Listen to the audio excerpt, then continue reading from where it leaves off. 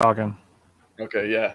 So we're in there, we're just talking, and that would be fucking disgusting. But anyways, welcome back to another Friday Night Wisco Fanatics Packer episode. We are going to cover Packers versus Buccaneers. What an exciting game! Every opportunity I have to scream and have my daughter look at me like a psychopath, I'm going to enjoy it. she just stops and she's just like, "Yo, bro." Hey, I was chilling in the first half. Man, me too. I was like, man, I'm about to cool. And then they do the Packer thing or Wisconsin sports team thing, as Tyler would know. They never do anything fucking easy. You got to like keep the it, Brewers. Keep it close. Those bastards. Yeah. But we won't talk about that right now. Anyways, this is not Packers related, but it's football related. I wanted to ask your guys' opinion on the Tua Tagovailoa situation. Simon, you begged last week to go first. I'm going to let you go first right now.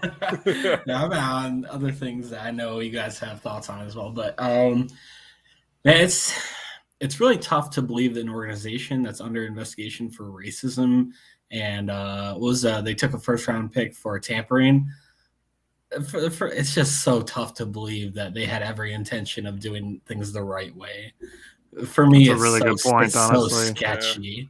My so thing with, sketchy. Yeah, my thing with that is they would have had that's a new head coach, and I think he wouldn't have put his career on the line with that. So, but I agree that it's weird, and I imagine he went through the protocols unless it was away from him. The one thing I'll say is I think we're not too far down the line from if you're diagnosed with a concussion, you're going to be automatic out the next week or something along those lines. I'm surprised that hasn't happened yet. Yeah. I could see it coming. It's awful injury, and maybe he didn't have a concussion. But if you watch that play, whether it was his back that made him almost fall to the ground, or it was his head against the Bills, there's no way he should be. There's his head, if you watch, hit the ground pretty hard, and this set turf. Yeah, and if they were going Sunday to Sunday, I could see it being a little more okay. But for them to go from Sunday to Thursday, play 4 days after that, and he was on the road. So he had to get on an airplane. Yeah. And so, I don't know. It's pretty crazy. It's unfortunate. I hope he's all right. That's a turf fields, man. That was a turf field, wasn't it? Where were they playing? They were playing in Cincy. I don't know if that's – well, that might be – no, they had – I'm pretty sure that's turf because I've seen them having that little black pebble crap. So he did put out a statement today saying he was feeling better. Actually bad for you. Well, stuff is cancerous. So I like to go last. I like to take everybody's opinion, feed off of that, and then give my opinion. I kind of collect data in that way.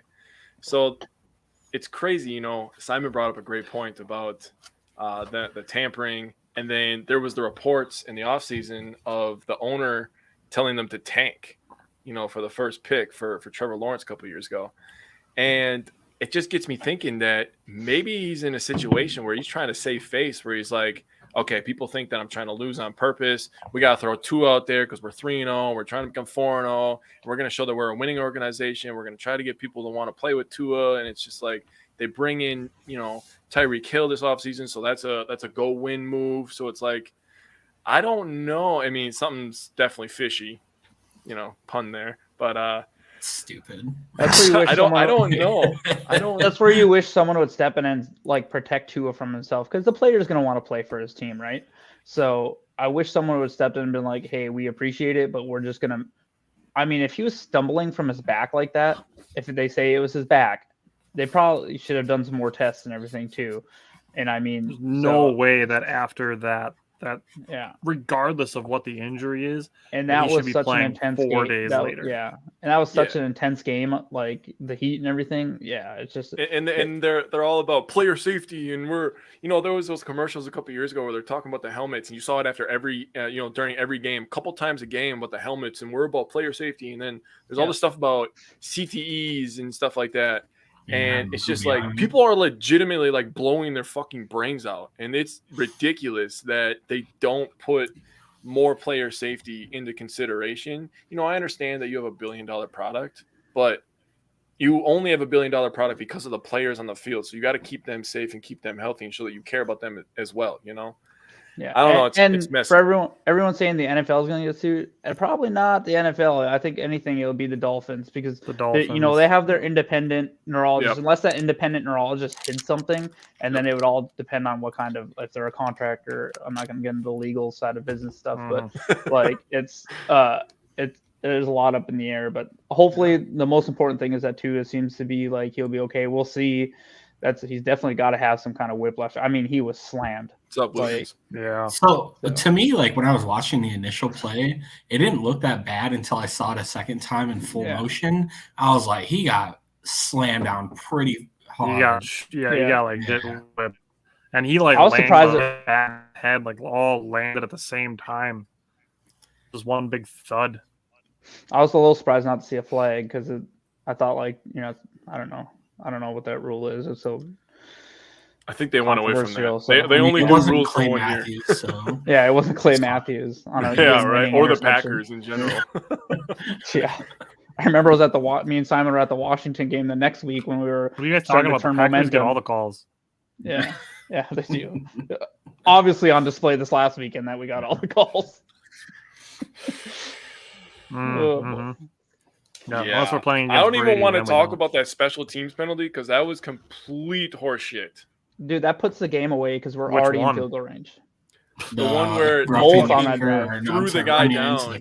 Yeah, we got a running into the kicker. Like, dude, come on. He got thrown right. And the block in the back where the guy got the punter, called and he for a gets block flagged in the back for turning his shoulders. Yeah. Both of the flags are just terrible on that drive. Even the announcers, like, it's bad when the announcers start like commenting, like, I don't know about that one, and they did that like 3 or 4 times. It's always funny when you hear that too. I don't know about that one. In their mind they're thinking like that was bullshit. Yeah, they want to do it, but they can't. And then they bring in the professional referee, and he's like, "Yeah, that was bad." This one. Yeah. I love that. But all right, no worse for wear. We got the win, so. Yeah, that's the important thing. Start with the offense. Simon, I'll let you go first. Seeing as you get all bent out of shape, and Brian says the same thing. No, didn't we? Don't we do the 3 stars of the game first? No. Or do you want to do offense first? We usually talk about the game first, and then we'll do 3 stars. Oh, okay.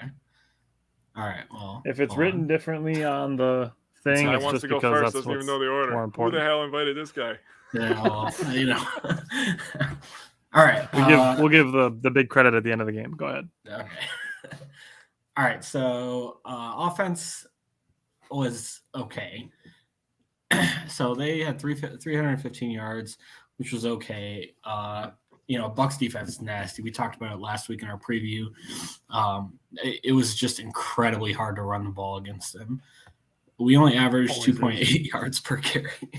It was gross. Yeah. But they came out firing really good in the first half. Honestly, Rodgers' first half was just dimes. Like he had almost a perfect first half. I think he had 2 incompletions in the first half. Yeah, he was 15 for 17 at halftime. Yeah, like he came out really good. Put together 3 very impressive drives. I was kind of shocked, to be honest. I was like, damn, they're making this look easy. And then, of course, Aaron Jones does. For some reason, it's the Bucs. He just has to fumble. He got hit by a 350-pound man. And I get it. If you had it, that was a monster hit. In defense, I think I remember Aaron saying he should have thrown a better ball to him so he didn't get turned around like that, too. Yeah. So. Nope, he's a shit teammate. Don't say that. Yeah, fucking asshole. And also Aaron Jones is fumble prone. I saw that a lot. Yeah, even though he has 9 career fumbles, including the playoffs. Whatever. I hate seeing stuff like that. But I thought the offensive line played pretty well. Only allowed 1 sack, 2 hits. I know Rodgers was kind of getting the ball out really quickly. I think he's like 3rd in the league or 4th in the league in time from the snap to throw. I feel like they still need to gel a little bit more. They did give up 10 pressures, which is kind of a lot, in my opinion. Hats off to the Bucs in the second half. They made some really good adjustments. That interception that Rodgers threw in the middle of the third quarter, the safety played it really well. I forgot who picked it off. I forget his name. Like I don't remember either because I don't care. Okay, well, he played that really well. It looked like they were just playing cover 2 man straight up, and he just came down on the ball, and it was a really good stuff. I think Tunyon got kind of bumped off his route on that one. He did. It seemed like he got kind of hit off his route a little bit, but he was never going to be open either way if you watch the play. Yeah. Once he got bumped into, he should have just dove on the ground and acted like it was pass interference. Yeah. Maybe. I mean, like it sounds dumb, but like I'm legit being serious. Like if you get bumped off your route like that, just dive on the ground and act like you were trying to go get the ball. Yep. But after the first half, we only had 1 third down conversion in the second half.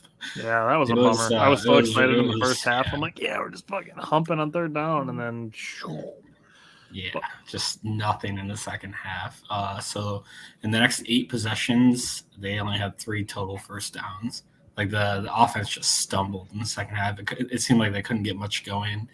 And last thing I'll say is this offense really does have to do a better job of taking care of the ball. We're -2 in turnover ratio right now. We have 3 fumbles. Rodgers obviously thrown the 2 interceptions. And it seems like we're just leaving points out there on the board. Even though that penalty was kind of BS off that, Amari Rodgers had a really good return on that. That would have put us down to like the 30, 35-yard line. So that's both of the returns that he had on those penalties both of them were really solid. Really good. So just being more mindful of the penalties and stuff. And I guess the other last thing I'll say is we beat them in time of possession again, 33-25 to 26-35. So this offense is doing a really good job of taking these long drives down the field. We just need to convert more and take care of the ball. Ended in points every time. A little bit more consistency. I hear you. We're getting the yards. Just those little things the offense could be doing better that I know that we're looking forward to as the year goes on, becoming more consistent. Mm-hmm. There was the one to Rodgers when he got sacked on. It was like 3rd and 12, and Rodgers got sacked, and then they were out of field goal range.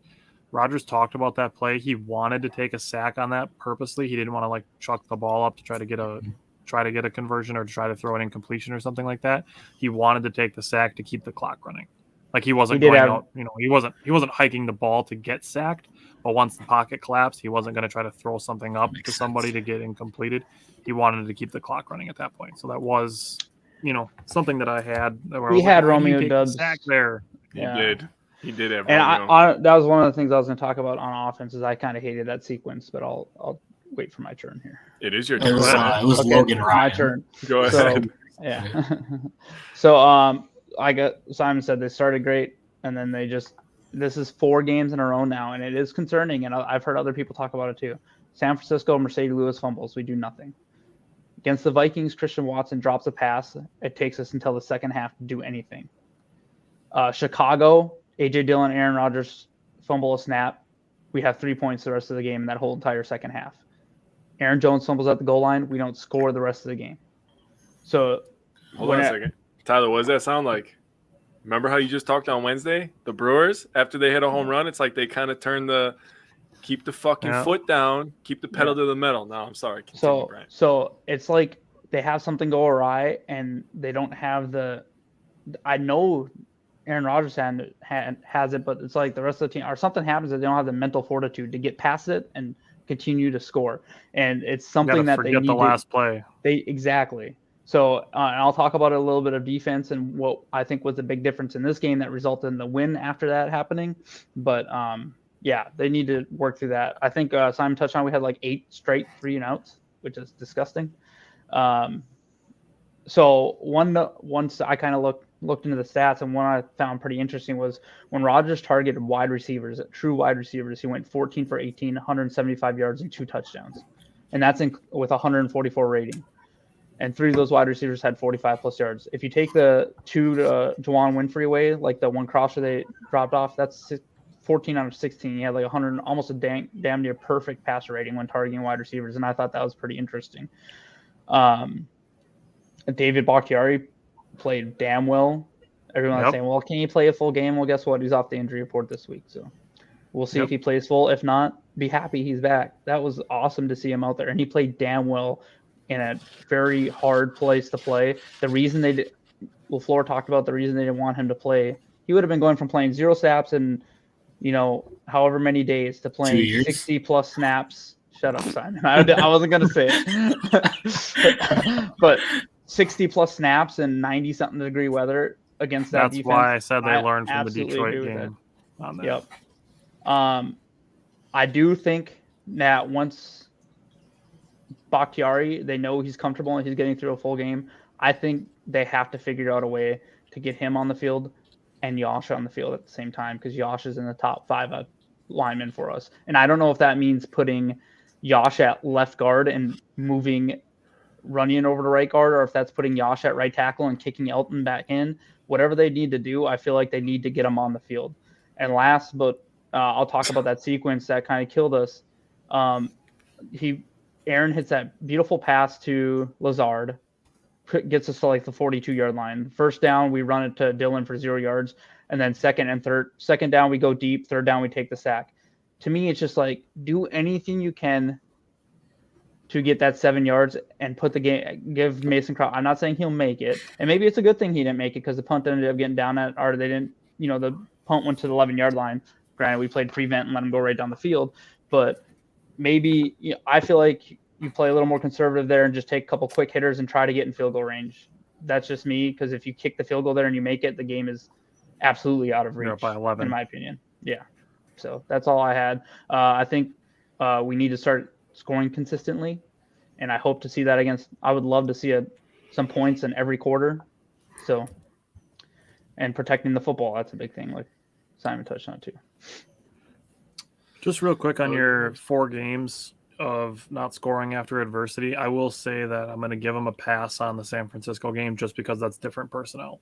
So, we're in this new season of balanced offense. That's the word that I've been using since April, is balance, balance, balance, balance, balance, balance. I just keep repeating the word balance.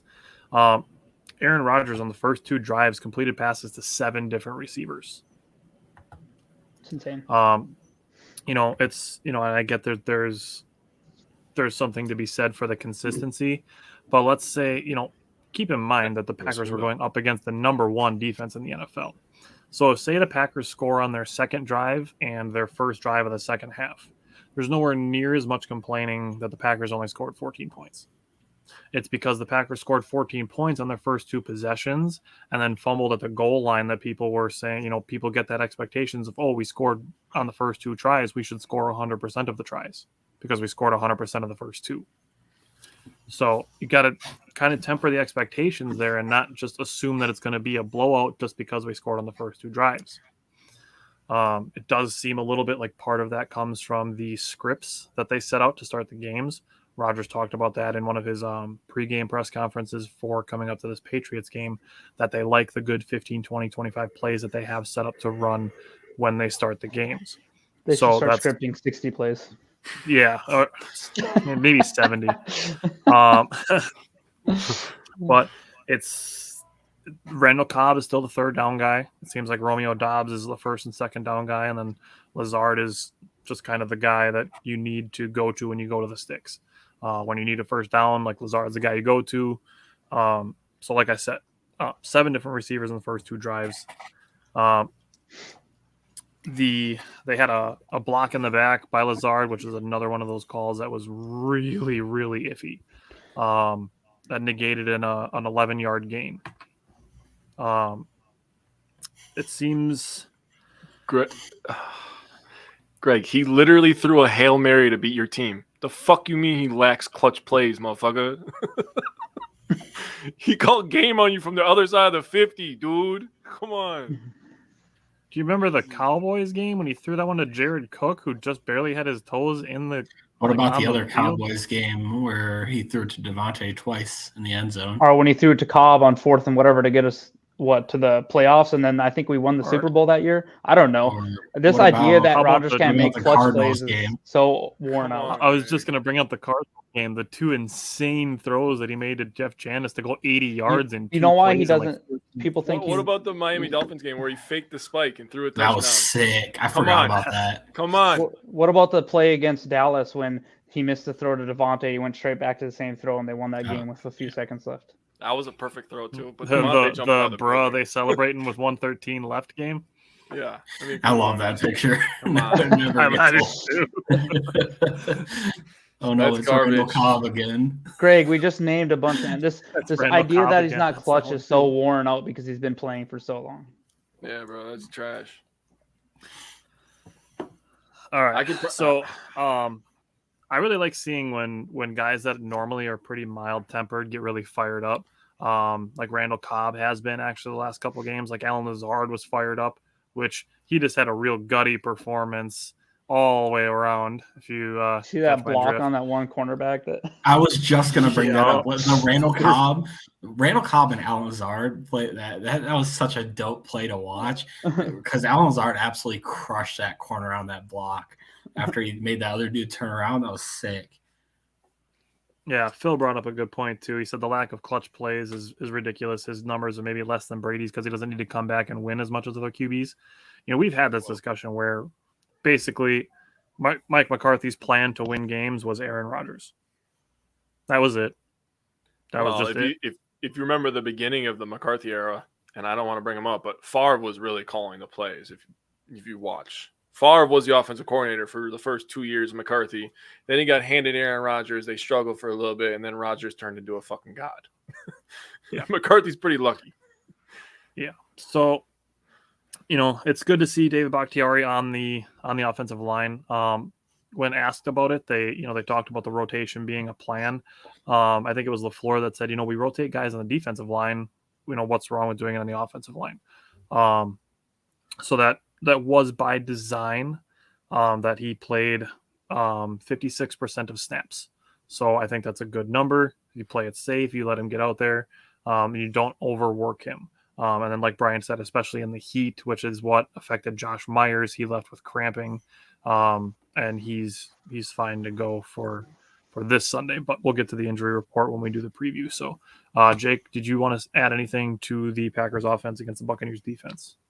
Yes, I did. Bryant, to your response of scripting 60 plays, the Packers ran 61, so there would have been one play off script.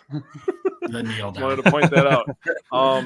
The offensive line, when Bakchiari was in, I felt so comfortable.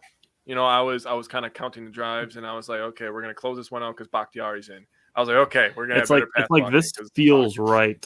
Yeah. And I don't know about you guys, but watching after that touchdown, I think it was the Dobbs touchdown, and Rodgers and Bakchiari go helmet to helmet, and I'm just like, that's two best friends, man. And they're just so happy right now. That just makes me so fucking happy that they're so happy. Like, those are my dogs, and like that just made me feel good. Only Jake, you're my Bakchiari. I'll be Aaron Rodgers. You could be Aaron Rodgers. I'll be Bakchiari. Bakchiari's fucking cool, so I'll be Bakchiari. Is it because 69? Yeah, definitely. And he chugs beers, bro. He chugs beers and he wears 69. Like, this guy's got a good life. Have you seen his Twitter bio? Hey, real quick about that. No. Oh God. No! Don't do it, Brian. I was sitting at the poker table like Friday or Saturday night, and I was wearing Packers stuff, obviously. No, Saturday night because we had our show Friday night. And this dude's like, well. I was like, yeah, it sounds like Bakhtiari is going to play this awesome. He's like, yeah, maybe if you would stop drinking all that beer. And I just looked at him. I was like, oh my God, dude. I was like, his stomach is not connected to his ACL, dude. Like, no joke. Someone actually said that to me in real life. And I just about flipped the poker table. Killing me, dog. So David Bakhtiari's Twitter bio is, I may not have the best looking number, but by God, it is the sexiest. I love that shit. So, I want to answer Greg's question. He said, who is the best tackle in the North? When healthy, no question, it's Bakhtiari, right? Yeah, I agree. When healthy is big. I will say, God, who is Sewell's got to be next. Sewell is very good. Even Darisaw is coming along. I was going to say Darisaw's had a really nice Elton Jenkins. Where do we rank Elton Jenkins then? I mean, he's fine as a tackle. Yeah, he's so much better at a guard. Yeah, he's such a better guard than he is tackle. His best player. If you were asking asking center of those two, he's good at everything. He's fine as probably a tackle. fourth. I would agree. He's third or fourth. He's third or fourth. I'd agree with that. Yep. Which isn't bad, being that he's played 2.5 games at that position. So, yeah, I mean, he's just a stud. He's going to get paid a lot of fucking money too. Yeah, he is. So is Rashawn. The Lions' offensive line is no joke. I will say that. It's Lions' offensive line is top 5 in the NFL. Yeah, they are opening some gaping holes. Jamal Williams is fucking feasting over there. Did you see that thing where they're allowing it was 2.8 yards before contact for running backs? That's disgustingly good. I was they're opening in Grand Canyon size holes. I feel like I could get a half a yard or a yard. Yeah, dude, you can get 2.8 yards. I can be positive. I don't know. I'm not that fast, bud. They can have the hole opened up, and it'll be like Jake will finally get to the first down markers, and the first quarter will be over. Yeah, dude, it's pretty bad. Unhitch the plow, bad, dude. I'm pretty slow. I won't lie about that. All right, Jake, you got anything else you want to add to the offense? Yeah, the 6 of 15 on third downs, god fucking awful. I wanted to talk about the first downs. I like to break them down. And I'm doing this for a reason, because when we talk about the Buccaneers offense, you're going to hear about how the Packers get all the fucking calls. The Packers have 14 first downs for this game, 11 of them from passing and 3 of them from rush, 0 from penalty. So for all the haters, suck on that. Also, the Bucs had 3, so yeah, you bastard! Don't steal my shtick.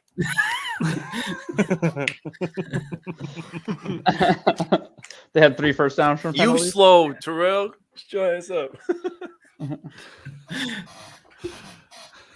All right. The other thing I wanted to throw out there was Rodgers did mention that they had fewer quick hit plays in the second half. So I think that's something that they might look at remedying is getting more of those quick hit plays. It seems like Alan Lazard has perfected the fall forward right at the sticks catch. Like Rodgers will throw it basically at his shoestrings. Lazard will fall and catch it and be just far enough ahead to be into the first down. Greg, we will get to Watson when we get to the preview, because that'll be part of the injury report, so we can get to that just then. I have the perfect response. We get to talk about the defense, do our 3 stars and our underrated performer, and then we will get to the injury report, and we will start with that. So one more quick thing, I think we'll start seeing them get to under center a little more often, because that 2 pony package, there is some good stuff coming out of it, but there's also the results haven't been all that great out of pony. So for especially running the ball, flipping it outside and stuff. I mean, I know we had the big run for the touchdown against Chicago, but it looked like once they finally went under center a couple times later in the game, they started getting some better runs. So I think we might see that against New England. All righty. Well, let's switch it up. Let's go to the defensive side of the ball. Jake, I'll let you go first. Let's talk about the Packers defense against the Buccaneers offense. Well, great day for the defense, honestly. I will be very shocked if when we do our 3 stars, if 2 of everybody's stars are not defenders. I will be fucking shocked. What if I have 1, 1, and 1? Yeah, that's what I have. Oh, so you all have Romeo Dobbs? How predictable. But anyway, shut up. I have like 4 honorable mentions for the underrated performers. So you all have Dobbs. I knew it. That's why I didn't fucking put them in mind. But anyways, we hold them under 300 yards. You will hold a Tom Brady team under 300 yards. That's fucking fantastic. They were 2 for 11. But he didn't have any receivers. Yeah. Okay. Listen, I heard that. But in New England, when he was winning titles, when they won 3 or 4, I also heard he had no receivers. So what's the fucking excuse now? His best receiver is Troy Brown. What's the excuse now? He's winning Super Bowls with no receivers, but he can't win a regular Sunday? It's just too bad we didn't sign Steve the Pirate. I think he outperformed our defense so bad. We own the Bucs. Belichick is cooking something nice for Leflore. That's good. You still have Kirk Cousins as your quarterback. Joke's on you, motherfucker. So anyway, he's better than Josh Allen, though. Yeah, 2 for 11 on third downs. I mean, Tyler brought it up first, but Tyler and I have been talking about fucking third downs for years, and it is literally since we started the show. Yeah, they had 19 first downs, right? 15 from pass, 1 from rush, and 3 from penalty. And they say that we get all the calls. I mean, that's ridiculous. Packers ended up with 3 sacks, and we held them to 4.8 yards per play.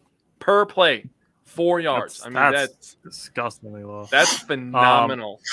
You guys want to laugh real quick? Get out of here with that. Jamez, he respects Stokes. He was trying to say he was a bum at first, and then showed him stats, and he was like, "Oh man, never mind. I guess he's pretty good." I think Greg, if you want to temper expectations for somebody, it should be Irv Smith, because we've been hearing about him for 3 years now, just like we've been hearing Cole Kmet's going to be the best tight end in the North. And I actually felt bad for Irv Smith. I think it was week 2. I did too. Like, I wanted him to come in healthy, but like the amount of talking the Vikings fans have done about Irv Smith has not lived up to it at all. No, the Eagles game, he was running wide open down the left sideline, and Kirk Cousins completely fucking botched it. I'm like, Aaron Rodgers would fucking never. Too. He would be a star in Green Bay. He also had a huge drop for a sure touchdown against Philly. Ooh, Bernard coming in with stats. I love that, my man. Love it. That's what matters. Same with Gary. 72%. That is good stuff. What's the stat? Gary's getting paid. He said Rodgers' completion percentage is 72%. That's fire. That's pretty solid. Yeah. That's pretty solid. Probably about 4% higher than I would expect.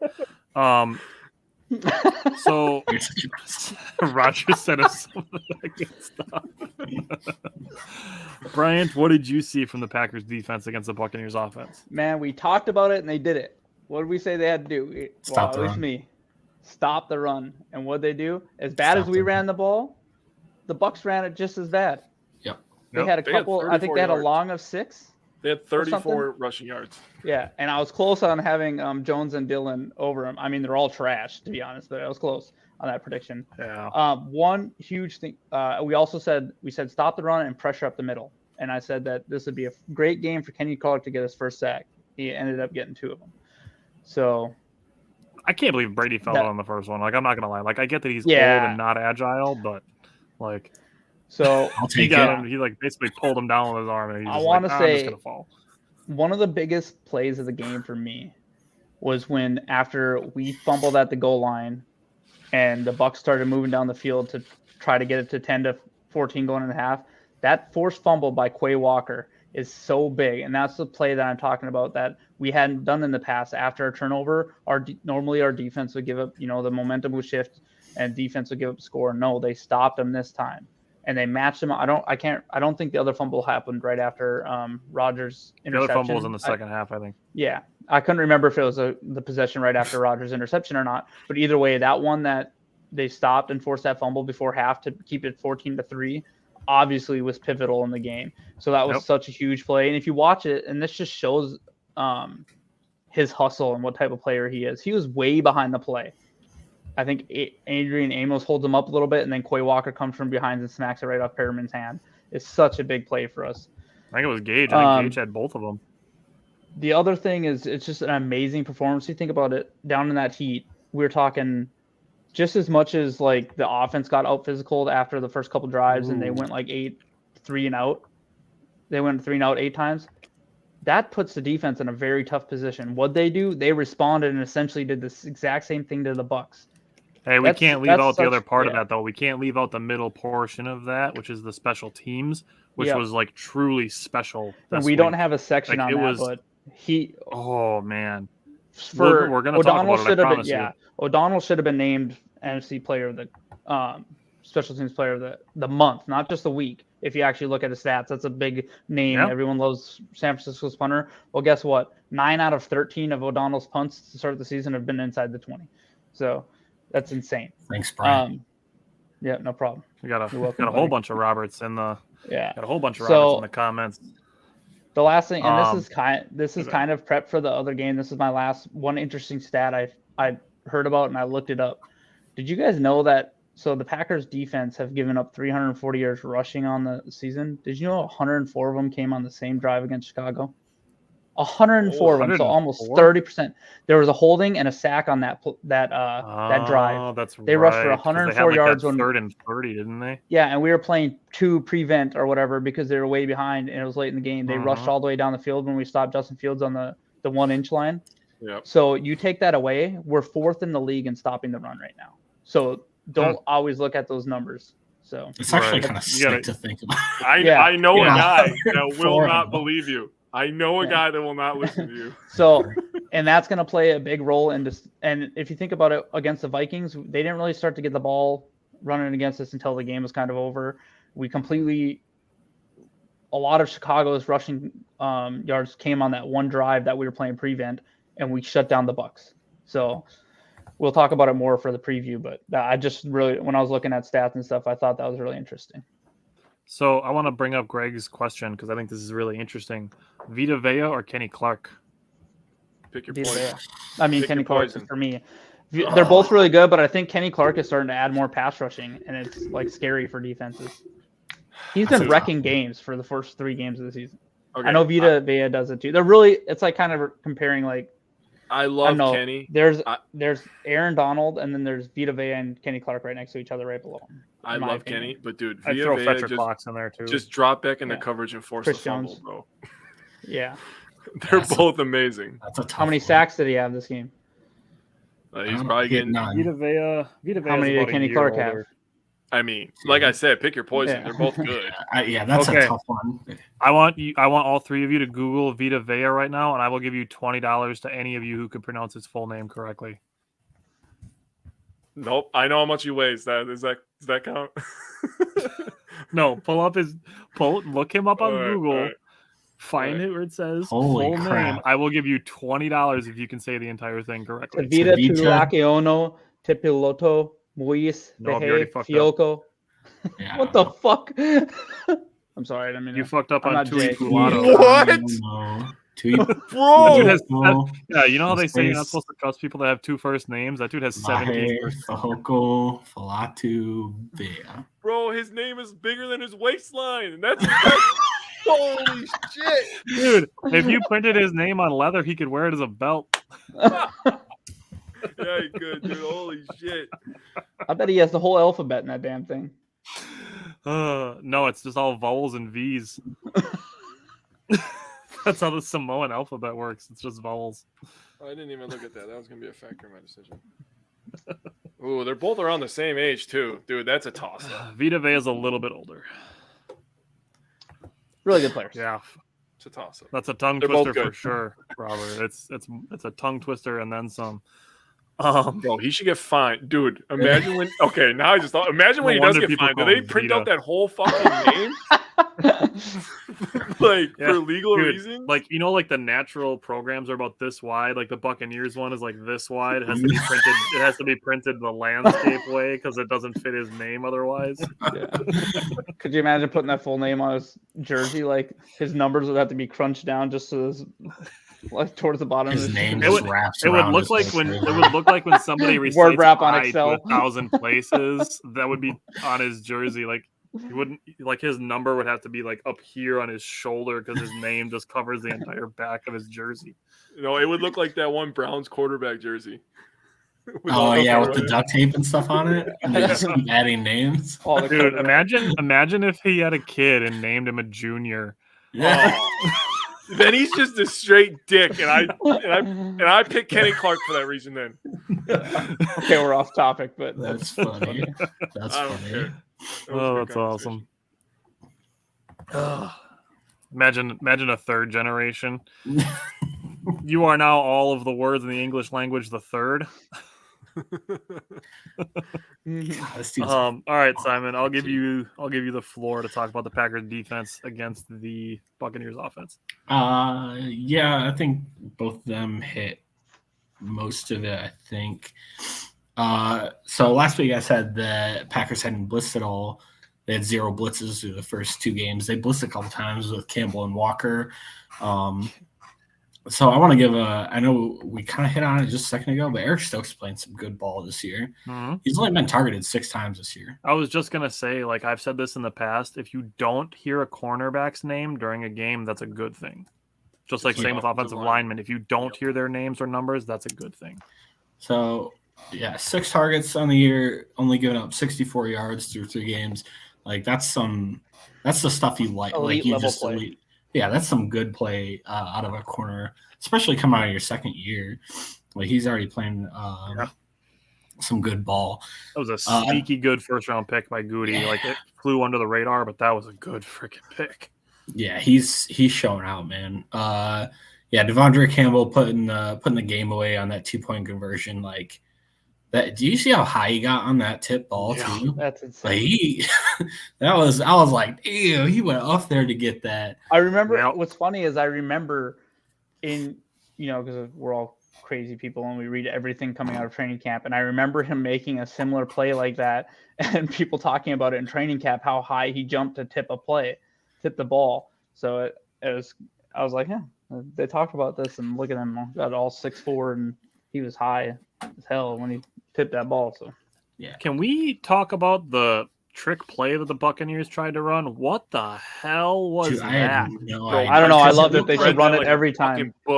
Smith, what was it, like a double reverse flea flicker? Yeah, they were trying to go back. Yeah, it was a double reverse flea flicker. Yeah. I thought Preston was going to get the ball. I was like, get the fucking ball! Dude, if that ball went back to Brady, he was going to get annihilated. Yeah. Oh, my God, dude. Brady's lucky that ball didn't get back to him. Part of me wishes that Preston Smith would have had a free shot. Dude, and they ran it at like... They were moving down the field and doing fine, and then they ran that at the worst. It was like second and 12, and they're like, all right, let's break out the worst play in our playbook. Yeah. Tyler, do you remember Tosh.0, where he's talking about old people playing football, and he said they get hit and they turn into a pile of dust? Die on the field with some honor. Yeah, I had no idea. I was like, what are they doing? But hey. Hey, I will say another, before I want to, he hit Campbell. Devonte White hasn't got much love, but I watched like his 6 plays earlier, and there was one play where he completely was coming up the middle and was about to eat Tom Brady if he didn't get rid of the ball. Yeah, that spin move was nasty. He put on that center. Dude. And they're like double teaming him. I think he's going to start seeing the field more on passing. He will for sure, passing downs. And second and long, I think would be a good situation to use him. Kind of those obvious passing downs where it's you tell him to go get everything. So I'll let you guys potentially answer Bernard's question. Yeah, do we think the Packers offense will be fine? I think so. I think having some more consistency will help. Like Sammy Watkins being out for this first game. Now they're going to have Christian Watson back. So I do think we're going to start getting a little bit of continuity, which I think is important because the Packers haven't had that at all. Regardless of what type of position group we're talking about outside the running backs, there hasn't been a lot of continuity for the Packers offense. And I think the next 4 games are pretty cush for the most part. So this is a good way for the offense to kind of gel together and build some confidence with each other. Sure. I think coming out that the next 4-game stretch, we could see the offense put up some pretty decent numbers if they end up gelling like that. Yeah, don't lose your mind if they don't do it this weekend. Bill Belichick is coaching that team still, but I think Simon's right. We should see more of an average of like 26 to 28 points a game over the next 4. The London trip adds a unique dynamic, but some extra travel. Robert, as far as Romeo Dobbs, he is doing great. He's exceeding expectations by far. I'd say potentially living up to the expectations we set in training camp. We've been on the Romeo Dobbs hype train. I will say I don't, this is going to sound a little weird, but I don't want the Packers to have a number 1 wide receiver. I don't either. Because I want teams to be like, shit, who do we guard? Who do we take away? Who do we put our best corner on? I don't want them to be able to answer that question easily. And that's a lot of what we're talking about. Like a chaotic thing for opposing defenses. I want them to be like, shit, do we guard Lazard? Do we guard Dobbs? Yeah. Do we guard Watson so we don't have him taking shots over the top? I want that confusion for opposing defense. So I don't want to have a locked and loaded wide receiver 1 on this team. I'm going to piggyback on that. Dobbs does look like a number 1 at times because we fell in love with Devontae's ability to break free on the line of scrimmage, which Dobbs is very good at. He's very good at getting open immediately. And then he catches everything with his freaking hands. And it's beautiful, man. He's not a body catcher. He uses all hands. Those are the 2 things that reminds me of Devontae, but I do agree. I don't want us to have a number 1. I don't think we'll have a number 1 this year. I think the target share will be equal throughout the roster. Yeah, we kind of talked about that a lot in our season preview. It's going to be a lot of spread the ball around like this game where 7 different guys had a reception. Yeah, balance. So I'm not even worried about that quote unquote wide receiver 1. 3 wide receivers had 45 plus yards this game. That's great. And Cobb showed that he can still play. No, it's Randall Cavas. Yeah. It's Randall Cavas again. Greg, I wrote down your question. When we get to talking about the injury report, I wrote down both of your questions, so we will get to those. Yep. So real quick, before we do the 3 stars, I want to bring up special teams because I had 2 more things to add to the defense. Nope. No, can't do. You're fired. You guys didn't let me finish. We went off on a tangent. We went like this. Vita Vea's name. Yeah, last damn it. Well, I mean, his name is a tangent. Like, you can't not go on a tangent when you see his name. So I blame Greg for even asking the question. So last 2 things I'll say is that prevent defense at the end of the game was disgusting. Like, we looked disorganized. I don't know how the whole game we don't let them in the end zone in the last minute and a half or whatever. Brady goes down and scores a touchdown on us. That shouldn't be playing prevent when you're up by 1 score. Yeah, it was shit to watch because I think we all kind of knew it was going to happen too. As soon as the drive start, we're like, this is. I remember that second down play. What was it? Leonard Fournette was just wide open in the flat, and he went for 20 yards. It was like, come on. They hurried up to the line, and nobody was ready for the play. The cornerbacks were 15 yards back, and it was like an easy pitch and catch to Perriman for 10 or 12. I'm just like, it's great that you're not preventing anything. All you're doing is letting them get into the red zone. Granted, they made a stop, but is that really where you want to live? Is banking on making a stop? Well, we didn't make a stop. Actually, we stopped the 2-point conversion, but is that what you really want to live? I don't think so. To me, you play press, play what you've been playing, and then if they beat you over the top, they score quickly. They still have to make the 2-point conversion. If they score quickly, Aaron Rodgers has the ball. Aaron Rodgers has the ball back. So say hi. I don't know. It worked out, but I just don't like the prevent. You don't know any of that? Yeah, I knew Joe Barry was going to bring up that they were doing it to not allow a quick score or allow something over the top or something like that. So, it is what it is. It was just, after a strong defensive, honestly. After a strong defensive performance, it was just kind of disheartening to watch them go all the way down the field like that in like a minute and a half. Last thing I'll say is your talent is what to do in that situation. What's that? Trust your talent in that situation. Yeah, absolutely. Last thing I'll say is I know we said 2 of 11 on third down conversion. Shout out to the defense, 22.6% conversion rate on third down this year. At first in the league. That's disgusting. I know Leflore did give credit to the first and second down defense as well for that, for putting teams in third and long, third and tough situations. So often. Yeah. And I think that'll be when we can get wide on the field a little bit more too, is we get those third downs. His pass rush ability is pretty good. So I think that'll allow him some more rotation on the defensive line. I was wondering if that was a typo, Robert. I was like, Robert, what are you talking about, buddy? I was like, I don't judge anybody, but hey, man. That's all right. Sorry, Simon, that comment got me going crazy. I was like, what's going on? I can't see the comments, so. He said third down defense is dick, and there was a typo, and he meant sick. I was like, wait, hold on a sec. We all know what Robin's thinking of. I'm good now. So I just wanted to bring up... Just giving you shit. You're good. We say worse, and we giggle every time somebody says 69. Yeah. Literally every time. I want to give credit to Rudy Ford and Keyshawn Nixon as far as special teams are concerned. Just being in between the offense and the defense. Those two needed to be brought up. So let's go to our 3 stars, because I assume at least 3 out of the 4 of us, if not all 4 of us, have Pat O'Donnell in our 3 stars. He was the special teams NFC player of the week. 7 punts, 5 of them inside the 15-yard line, 48.4 yard average. I mean, the Packers have a special teams, and we saw that it mattered. We literally got to see it firsthand matter in a game, because I know Jake's got the stat for it, but the Buccaneers average field position versus the Packers average starting field position was a big difference.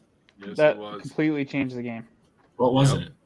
So I had Pat O'Donnell in there. Obviously, he was the NFC player of the week.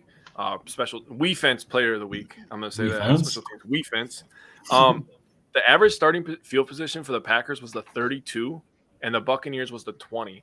So you think about those 12 yards in a tight defensive battle. That is absolutely massive. When they're trying to go down the field and get field goals, keep it close. And that 12 yards, feels like a lot when you're getting hit every play and you have to try to earn every scrape inch. for 4 or 5. Exactly. And you're only averaging 4.8 yards per play. And the one Aaron Rodgers, the one Aaron Rodgers interception where they started at the 50 probably skewed that even more than it was. Exactly. That's what those punts will do. If you can offset an interception at midfield with your punting, that's huge. That helps your defense too. A punt at the 1 yard line. I can't remember the last time I've seen that. I screamed so loud. I was like, dude, holy fuck. We downed it at the fucking 1. I was going to ask you guys that too. When's the last time you remember a punt coverage guy just catching the ball? Okay. Now, how over the shoulder like Willie Mays? How emotionally damaged are we hearing on a punter right now? You know what's funny is I think I was watching the Thursday night game and our game previously. No joke, it literally went through my mind. I watched them down at the one. I was like, the Packers literally never do that. Never. And then it happened this game. So I was like, let's go, baby. The guy would trip over his feet or bounce off his head. It's like, come on, man, are you kidding me? It bounced into the end zone, dude. Yeah. What was it? Was it last week that he kicked a 72-yard punt that ended up bouncing into the end zone? Yeah, he's got a fucking leg, dude. He's got 2 of them. Damn. Really? Oh my god, we're out here making third down defenses dick jokes, and then Bryant comes in with a dad joke from the top rope.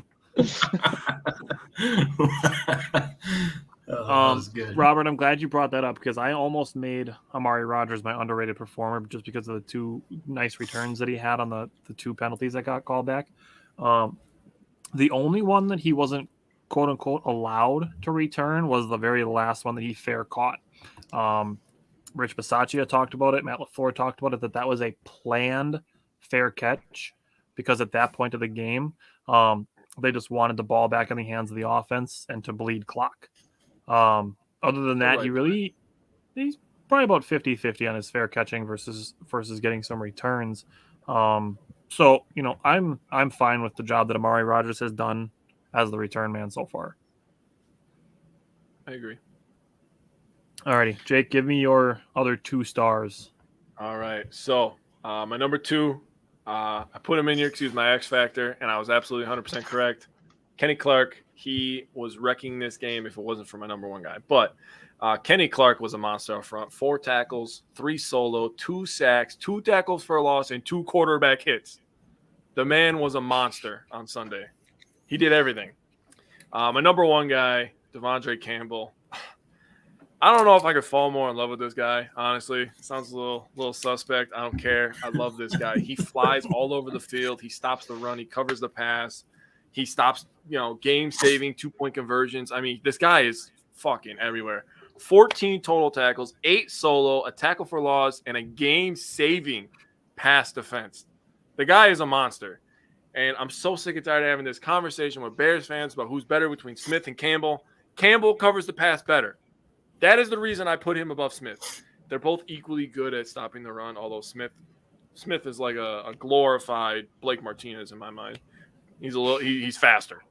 That's all he is. He's a little faster than Blake Martinez. He gets tackles 5 yards down the field. I'd give Roquan an edge in pass rush too.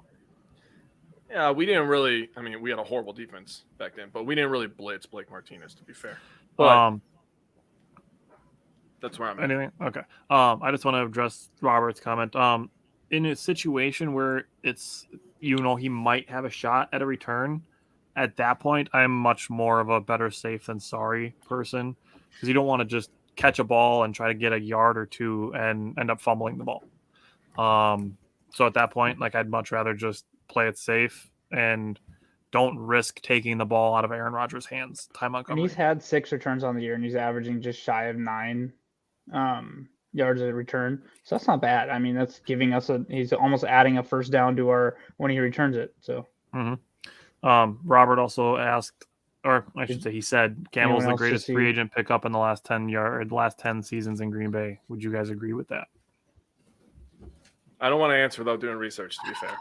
I feel like it's a fair I would say when Zadarius Smith came in, he kind of turned our team around. Yeah. So, but I mean, even still, Zadarius Smith didn't go from free agent to first team All-Pro in his first year. Yeah, that's true. He got snubbed though. He got snubbed.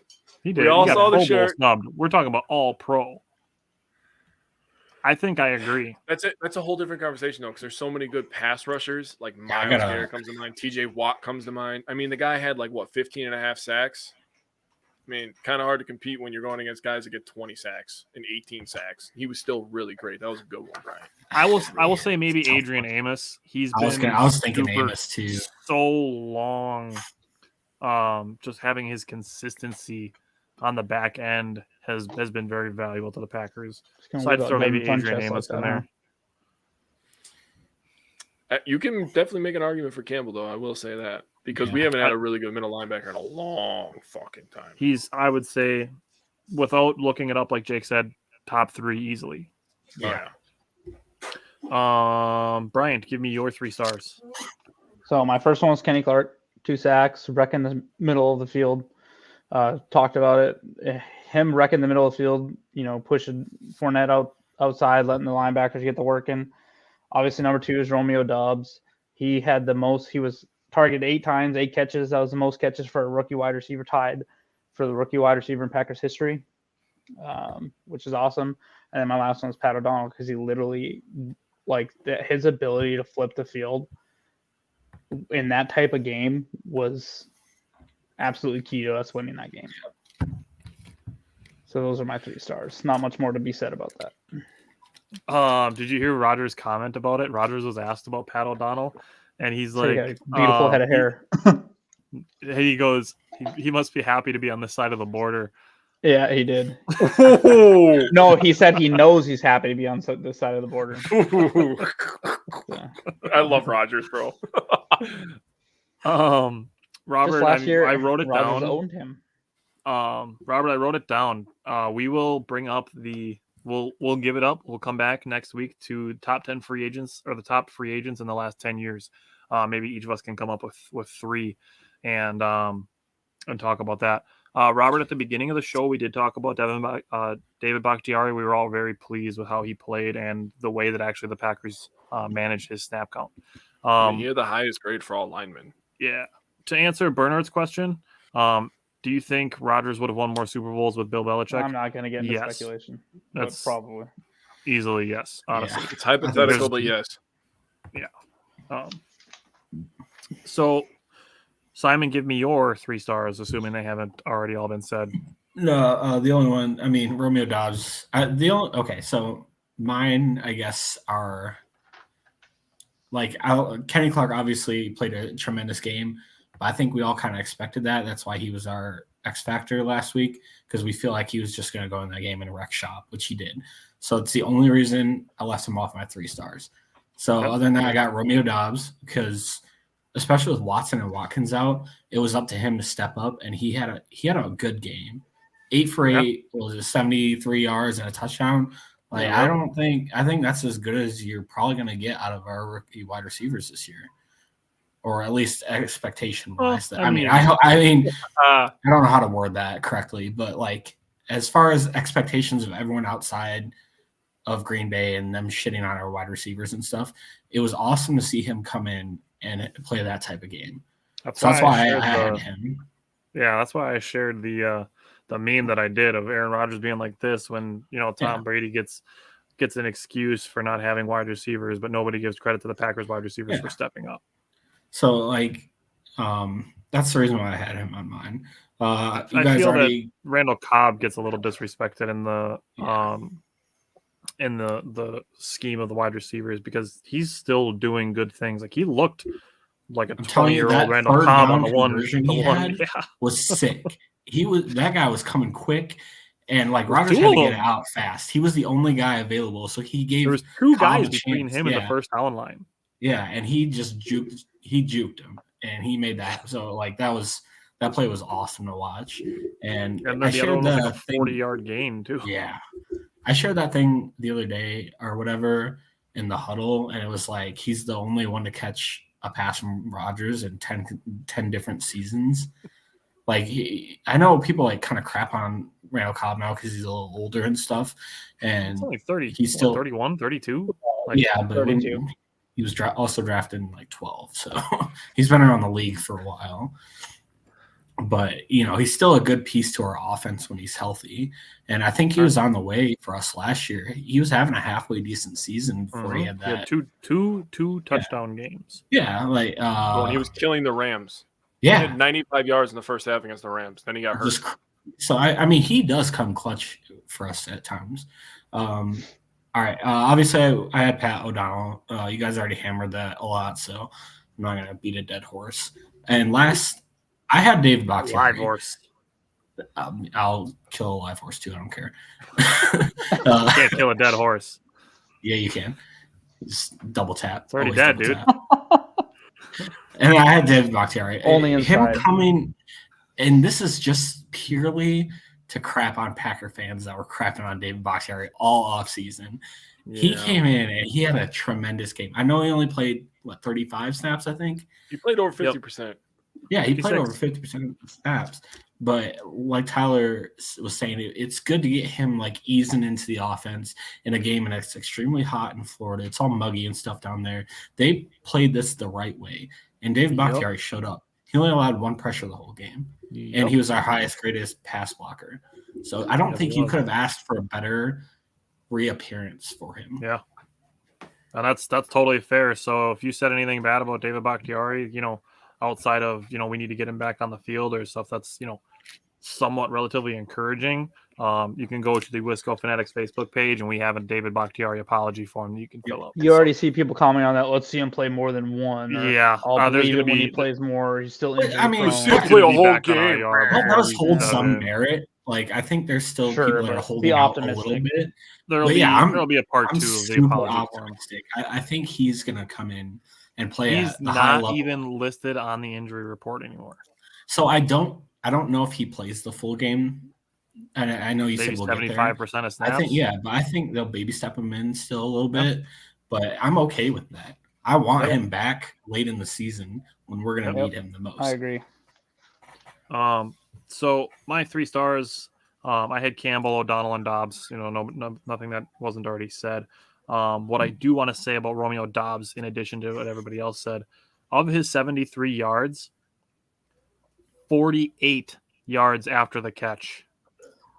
That's essentially 2/3 of his yards coming after the catch. I like it. So that is good to see, especially coming Rodgers from is leading the league in yak, or the receivers on our team is leading the league in yak, I should say. That is good stuff. Really? I didn't know either of those things. Yes. That's sick. I didn't know that. Wow. Yeah. Bryant with the Nuggets. I like it. Give us what? Oh, okay, I'll just go fuck myself. Wow. Okay. Tyler, I'm used to you with the good stats. I'm used to I let everybody else talk first. Oh, Jesus. Oh, Bryant with the Nuggets. I started the conversation on yards after catch, but yep, sure. Credit to Bryant. I stole your Nuggets. All right. Hey, don't do it, Bryant. Lucky I don't have the D's nuts sound drop right now. All right. These Nuggets. These Nuggets, yeah. I'm glad you said that with nobody else talking, because I can totally cut that shit out. Bryant, give me your underrated performer. It's got to be Nixon, right? I mean, I have 4 options written down just in case you fuckers steal one of mine. So yeah. So, but Nixon coming in after Joggets plays 6 snaps. He played the most snaps in the entire team. It was something like 76 snaps in that he played on defense plus special teams. 88%. So not only does he come in and fill in decently, he did give up some completions in coverage, which is why I didn't have him as a star of the game. But he also forced a very timely fumble. Like, he was the other person that forced a fumble for us. And then to down that punt that made Jake scream like a little girl on the 1-yard line, that was Nixon. It's a man voice. And then, wasn't that Rudy Ford that downed that no, one? It was Didn't Nixon make the? Oh no, Rudy Ford was the one that made the really good tackle. Yeah, it was Nixon. Like a really good tackle. Nixon was the one that just caught it, and then he talked about it afterwards. He was like, "I seen where I was. I knew I could catch it and stay out of the end zone." I'm like, "That's so awesome!" Like, so he made that play on special teams, and then to force a fumble as well. And feeling he probably wasn't getting all those snaps in practice and stuff this week, right? So he had a play where he contested a pretty tough ball in the end zone. In the end zone too. Yeah, good call. I forgot about that one. So just to come in and play like that, perform like that, yeah, definitely underrated. It was great game. Yeah, I want to address 2 comments real quick before we move on. Danny brought up that it's Dave Bakchiari's birthday, and Rodgers had people singing "Happy Birthday" on the stadium tour. Can't bring stuff up like that because remember, everybody's Rodgers, all of his teammates hate him. So, yeah. Can't have that. Did you see that too? Oh, you sent it, Tyler. I think about the tweet about the Nickelback one. Yesterday, Rodgers stops by all the reporters, makes sure everybody's looking, and he goes, "This fucking guy likes Nickelback." Talking about David Bakchiari. That golf cart has to be the best thing that happened between them. It's so stupid. It's so dumb. And then I want to bring up Phil's comment because Phil brought up a really good point. It's the best way to get the rookies going is to get the ball in their hands and then just let their talent take over. Not to mention the youth. They're and doing the that with Watson. Yeah, exactly. Watson is who I was going to bring up with that is getting the ball in their hands and just letting the speed take over. Jake, give me your underrated performer. So I knew everybody was going Nixon. It was pretty obvious. And he made some great plays. Not trying to take anything away from him. But I think Packers fans are taking for granted the ability to have Rasul Douglas go out to the outside and lock. That's a really good down. one. That's a good one. He had 8 tackles, all solo, and 2 passes defense. He looked like the guy that we signed this offseason. And the reason that we signed him is because when Jair was out all last year, he was able to lock stuff down. Same with Eric Stokes. So I want to give some love to Rasul. Keep doing your thing, my man. I have a question, though. That's a very, very good pick. I knew we were going to get to this point. I was going to talk about Douglas. Do you guys think, I want all your opinions, that we should move Douglas to the outside? He does seem a little bit more comfortable out there to me, and move Jair inside. Here's my other option. Do we just let Jair just take the number 1, move around with the number 1, and then let Douglas stay outside?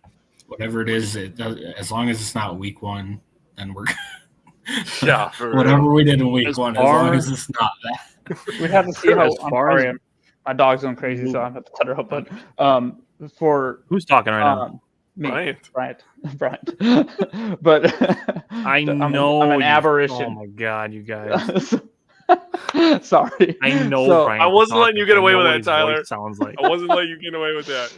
So remember after like the Chicago game, they asked Ja about not having to tackle, or he's like, "Yeah, it's not my job to tackle; it's my job to cover." I don't think he wants to play inside, so I think Rasul's going to probably hold that one down. But yes, he played so well on the outside. Sorry, my dog was losing his shit. Okay, weird. What the fuck is going on? I have magic on this show. I wouldn't mind if Jair moved down the inside. I feel like the slot is just so tough to play. Just because they put anybody in the slot nowadays. Yeah, it's so tough.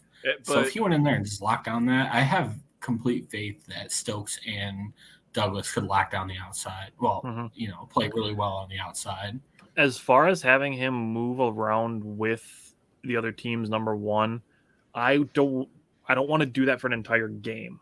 When it gets into crunch time and big big moments, whether it be like a 3rd and long situation, when you're up by say 3 points and you're trying to keep a team out of field goal range or trying to hold a team to a field goal, that's the type of situation where I'd put Ja on the best wide receiver. But for a whole game to be running sideline to sideline to sideline to sideline with all the pre-snap motion that's in the NFL today, I feel like that would potentially fatigue him prematurely. And then late in the game, that could be a situation where a big play ends up giving up because he's just out of gas. I'm not saying that Jair would run out of gas just because, but I trust Douglas and Stokes enough to not feel that I need to be forced into that situation for an entire game. I hear you. Anything you can do to keep your players fresh. Yeah. Like we see it with Gary and Preston Smith. Those 2 guys only play about 65-66% of snaps because they want to keep them fresh. So, Simon, who is your underrated performer? Yeah, mine was also Nixon. But we kind of talked about it too. I also had Randall Cavas. underrated. Yep. Yeah, he's totally fair. Like I said, that third down conversion was just sick from him. Like for him to have two guys coming at him, juke both of them out and run 6 yards for a first down plus more was just nasty. And then that long 40-yard reception where he just took off. And yeah, I like Randall Cobb for this offense. Like, he's a solid, reliable player for Aaron Rodgers to feel comfortable around. So I have two more to add. I want to add in Alan Lazard. He only had 4 receptions. One of them was a really nice over-the-shoulder catch. That's the one that got him all fired up. All 4 of his receptions were for first downs. So that's why I wanted to throw Alan Lazard in there. The other one that I want to bring up is Robert Tonyan. So I wanted to bring up Robert Tonyan. He had 6 catches, only 37 yards. However, 31 of his 37 yards were after the catch. Ooh. Guess what? Robert Tonyan has 69 yards after the catch this season. Let's go, baby. Nice. Very well fucking played. I like it. How about them Nuggets, Bryant? So I got some nuggets for you later on. They're trying to steal my X factor here. So far this season, through 3 games, Robert Tonyan has 11 receptions. So far last season, through 8 games, Robert Tonyan only had 18. So he's already almost near where he was in half the time. So that's what I'm liking from Robert Tonyan. So I wanted to bring him up as a potential underrated performer. So I will defer to Bryant temporarily and allow him to give us the Packers versus Patriots injury report. Greg, if you're still watching, this is when we're going to talk about Christian Watson. So I will let Bryant talk. I've seen a bunch of people complaining this week. Oh, it's getting longer. Blah, blah, blah, blah, blah. Guess what? The Packers have always historically listed everyone on that damn thing. And guess what? There's only one person. Well, there's 2 people that have a designation this week. It's Caleb Jones, who is out because he's been sick. He was going to be inactive either way. And then there's Jaw. So now with Jaw, it's interesting. He did come back in practice today. I don't want to say this game isn't important, so they might let him sit out, but I feel like for sure if this is a playoff game, he plays. We'll see if he plays or not. I want him to play because this is a Bill Belichick coach team, right? This team is going to be ready to play us no matter what you think of them. And we'll get a little more into that in our preview. But so hopefully Jaw plays, but it's looking good. It's even if he's out this week, I'd be really shocked to see him miss the London game. If they totally conceivable that he plays on a snap count. Yeah, exactly. And then so now it's a different story, obviously, for the Patriots. Not only are they out Mac Jones, they're also out an offensive lineman and Lawrence Guy, who could have been huge in helping them stop the run against us. They also have like several people questionable, like Kyle Duggar, Jacoby Myers, Jalen Mills, Adrian Phillips. So they're hurt at safety. So they're definitely a lot more banged up coming into this game against us. So overall, Davey Bakchiari being off the injury report is huge. You don't see Lazard and nice. Watson. I'm very excited to get Watson back because I think it just even if he does he comes out and has 2 catches for 20 yards and that's it. The thing is he's bringing something to the offense that no one else can bring, and that's a legitimate deep threat. I think Dobbs could get there one day, but he just does not have no one else on this team has Watson type speed. Or even on those end arounds. Not a lot of Watson type speed in the NFL as a whole. Yeah, honestly. Exactly. So just having him on the field against this defense is going to make them respect the deep shot, and I'm hoping we'll see one. So that's the injury report. It's looking a lot better for us than it is for them. Mac Jones being out is huge for them. Kind of. Honestly, Mac Jones has been turning the ball over a lot. And Hoyer is a veteran, and he might protect the ball. I mean, he hasn't been great in his career. He's 0-11 in his last 11 starts as a starter. Brian Hoyer is. So we'll see what happens. They're -4 in the turnover category. So really, this is I don't know if it's a good thing or not that Hoyer or Mac Jones. Mac Jones, like I said, was turning over the ball a lot, so we need to force Hoyer to beat us, essentially, and make him throw that ball, because he will turn it over as well.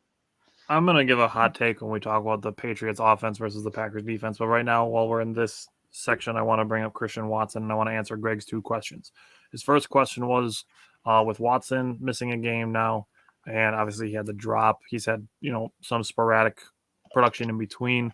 Are we tempering our expectations for Christian Watson so far? I'll go back and I'll look at what we have statted out for him as our consensus, but I'm not. I'm not, because he's been healthy for 2 games, and the first game he's probably nervous as hell. That's his first. He hasn't played any preseason. First play in the NFL. He's like, oh my gosh, I'm about to catch a 75-yard touchdown pass, and he dropped it. I think we had him slated. Expectations weren't crazy. I don't think. Yeah, exactly. Like 500 yards. So almost exactly. So we had him consensus at 32 receptions on 51 targets for 496 yards and 4 touchdowns. So I think we're right schedule, on where and they're finding ways to get him the ball. They're going to continue to find ways to get him the ball, I think, and we're going to start to see a few more completions. I think they're going to start to take him out on some drag routes and something just to get him the ball in stride, because he is so fast. It's insane. They'll use him on some of those jet sweep end around type things as well, just to get the ball into his hands. I agree. That goes with the yak thing you said too. Rodgers throws a perfect ball, so these guys can catch the ball in stride and get down the field. So Rodgers is a perfect quarterback for that. Yeah, and that's another situation too where I like that the chaos that the balance can create by not having a designated wide receiver 1, because it could be a hot hand approach where Dobbs has 7 catches for 75 yards, or Lazard has 6 catches for 69 yards and 2 touchdowns in the game, and then you're paying attention to those guys. Yeah, he caught me on that one, didn't you? And you're paying attention to those guys so heavily, and then you just bunch up Lazard and Watson together, and everybody's looking at Lazard because he's having a big game, and then you throw a bubble screen to Christian Watson, who has, like we said, game-breaking speed. So all of that balance is really something I really enjoy watching it unfold, and we've only seen it for 3 weeks, and Christian Watson was missing one of those. So as far as expectations, I think we're right on pace with where we expected him to finish the season. So now his other question was, do we think that Christian Watson is going to break out or be a development? For me personally, I'm kind of in the middle. I think you're going to get a position where, they want to develop him because he spent the time at North Dakota State, which is a run first program. So he's already got, some he's used to blocking. He's got that prowess, and then he's got his speed. They just need to develop him into an NFL wide receiver. Now, that having been said, as a development side of it, I do think you're going to see some breakout plays from him. It was the first play of the season. You saw a potential breakout play. Everything was a breakout play about that except for finishing the play. So, getting behind a defense, running a great route, using your speed to get open. All of those things were part of that play. He just didn't finish it by looking the ball into his hands. So I do think we're going to get some breakout plays from him while they are developing him into an NFL receiver. So I'm kind of in the middle, but also a little bit of both. It's kind of a cop-out of an answer, but I'll let you guys give your thoughts if you think he's more exactly where I'm at. That's exactly where I'm at. Even if you look at the fact that he's only played those 2 games, if we're looking at where he's at for projections, he'd be projected to finish the year with 345 yards. Okay, and that's without him really getting full up to speed. So I don't think he's going to break out. I know one of my bold prediction was he goes for 1,000 yards or whatever. Obviously, he's got some catching up to do to that, but I think he could easily hit at that 500-yard mark, have a good first rookie season, and get that and start to get comfortable in the league. And that's right between a breakout and developmental. I wouldn't say someone catching 500-600 yards is necessarily developmental, but they're certainly not breakout. So I'm with you, Tyler. Yeah. Bernard Skip saying he would take Cooper Rush over Rodgers. Skip is a Cowboys fan and a Rodgers hater. We literally did a whole episode talking about bad sportscasters, and Skip Bayless is the worst. He literally said that about Tim Tebow a couple years ago. And now where's Tebow? Yeah, he failed in baseball along with football. He was a Johnny Manziel guy too. Yeah, apparently. I don't know. I don't watch that trash. I don't either. Yeah, if you're watching Skip Bayless for actual football analysis, you should probably just stop. Yeah, for real. Yeah. So Watson, I look at Watson the same way I looked at Gary the rookie season, where I knew Gary was this athletic freak, but I also knew that it was going to take a little bit of time for him to reach his ceiling because his ceiling is so freaking high. I mean, the ceiling for Watson is incredible. His speed, his size, and we're using him on end rounds. I mean, you don't normally see number ones used on that, but you can get this guy the ball in a lot of ways. Tyler explained using a bubble screen. 6'4". Exactly. And then you look at the play like in week 2 to Watkins, where Watkins is running that deep post. Imagine Watson running that. He's taking that bitch to the He's not getting caught, yeah. He's taking that to the house, right? So I look at him the same way I look at Gary. He's a little bit more of a developmental player than I think you guys think he is, but I'm okay with that. Other NFC North teams, they don't understand what it's like to win and develop talent. See, that's why the Packers are always fucking good, because we can develop talent while winning 13 games. And you guys are all like, why are the Packers always good? Well, we got this guy sitting behind this all-pro, and he's just becoming all-pro as soon as we don't want to pay this guy. Then we got these 2 young wide receivers. You're looking at Romeo Dobbs, and then in 3 years, Christian Watson's considered top 10 because he has fucking 1,500 yards and 10 touchdowns. Welcome to Green Bay, motherfuckers. That's like top 5. So I mean, I'm kind of with Jake on this. I figured he'd be a little bit more of a developmental prospect because no one thought he was polished coming out of college. He's an athletic freak. Like this dude scored like I think he scored a perfect 10 on Brad. 997 or some shit. Yeah, whatever. Crazy. Anyways, like he's just an athletic freak. And he played at the FCS level. But I mean, there's a lot of things to like about him that 996 highest RAS score against of all wide receivers. And so no one thought he was a polished product coming out of college, and he would have been a first round pick otherwise. Yeah, he would have been that's true too. But I think that's what Green Bay likes, though. They take those super athletic guys that they think they can develop into really Eric Stokes too. Yeah, he wasn't polished, but Rashawn Gary. I also feel like Devonte White. They're kind of doing the same thing, less slow pace, I think, going into the season. I think they're going to start, like we talked about earlier, start getting him into the rotation more. I think he was a way more polished product than either of those guys.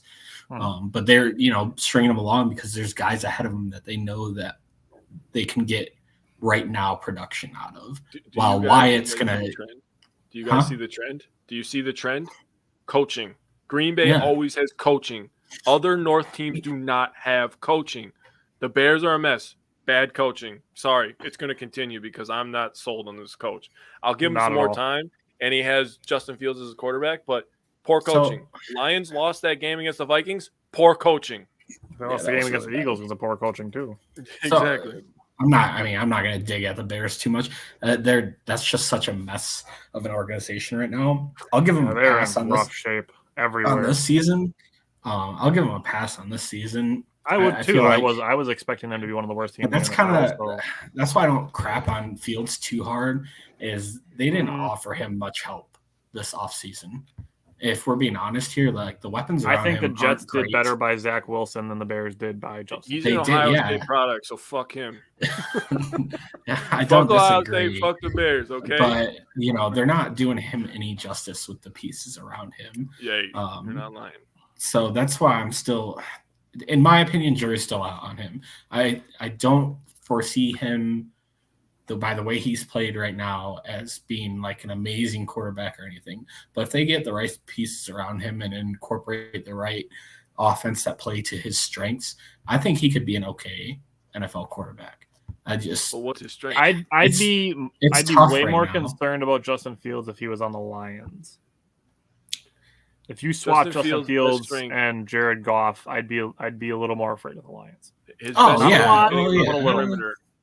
But even when he has an opportunity to make a throw, he doesn't make the throw. So his coaching staff isn't helping him. I 100% agree with that.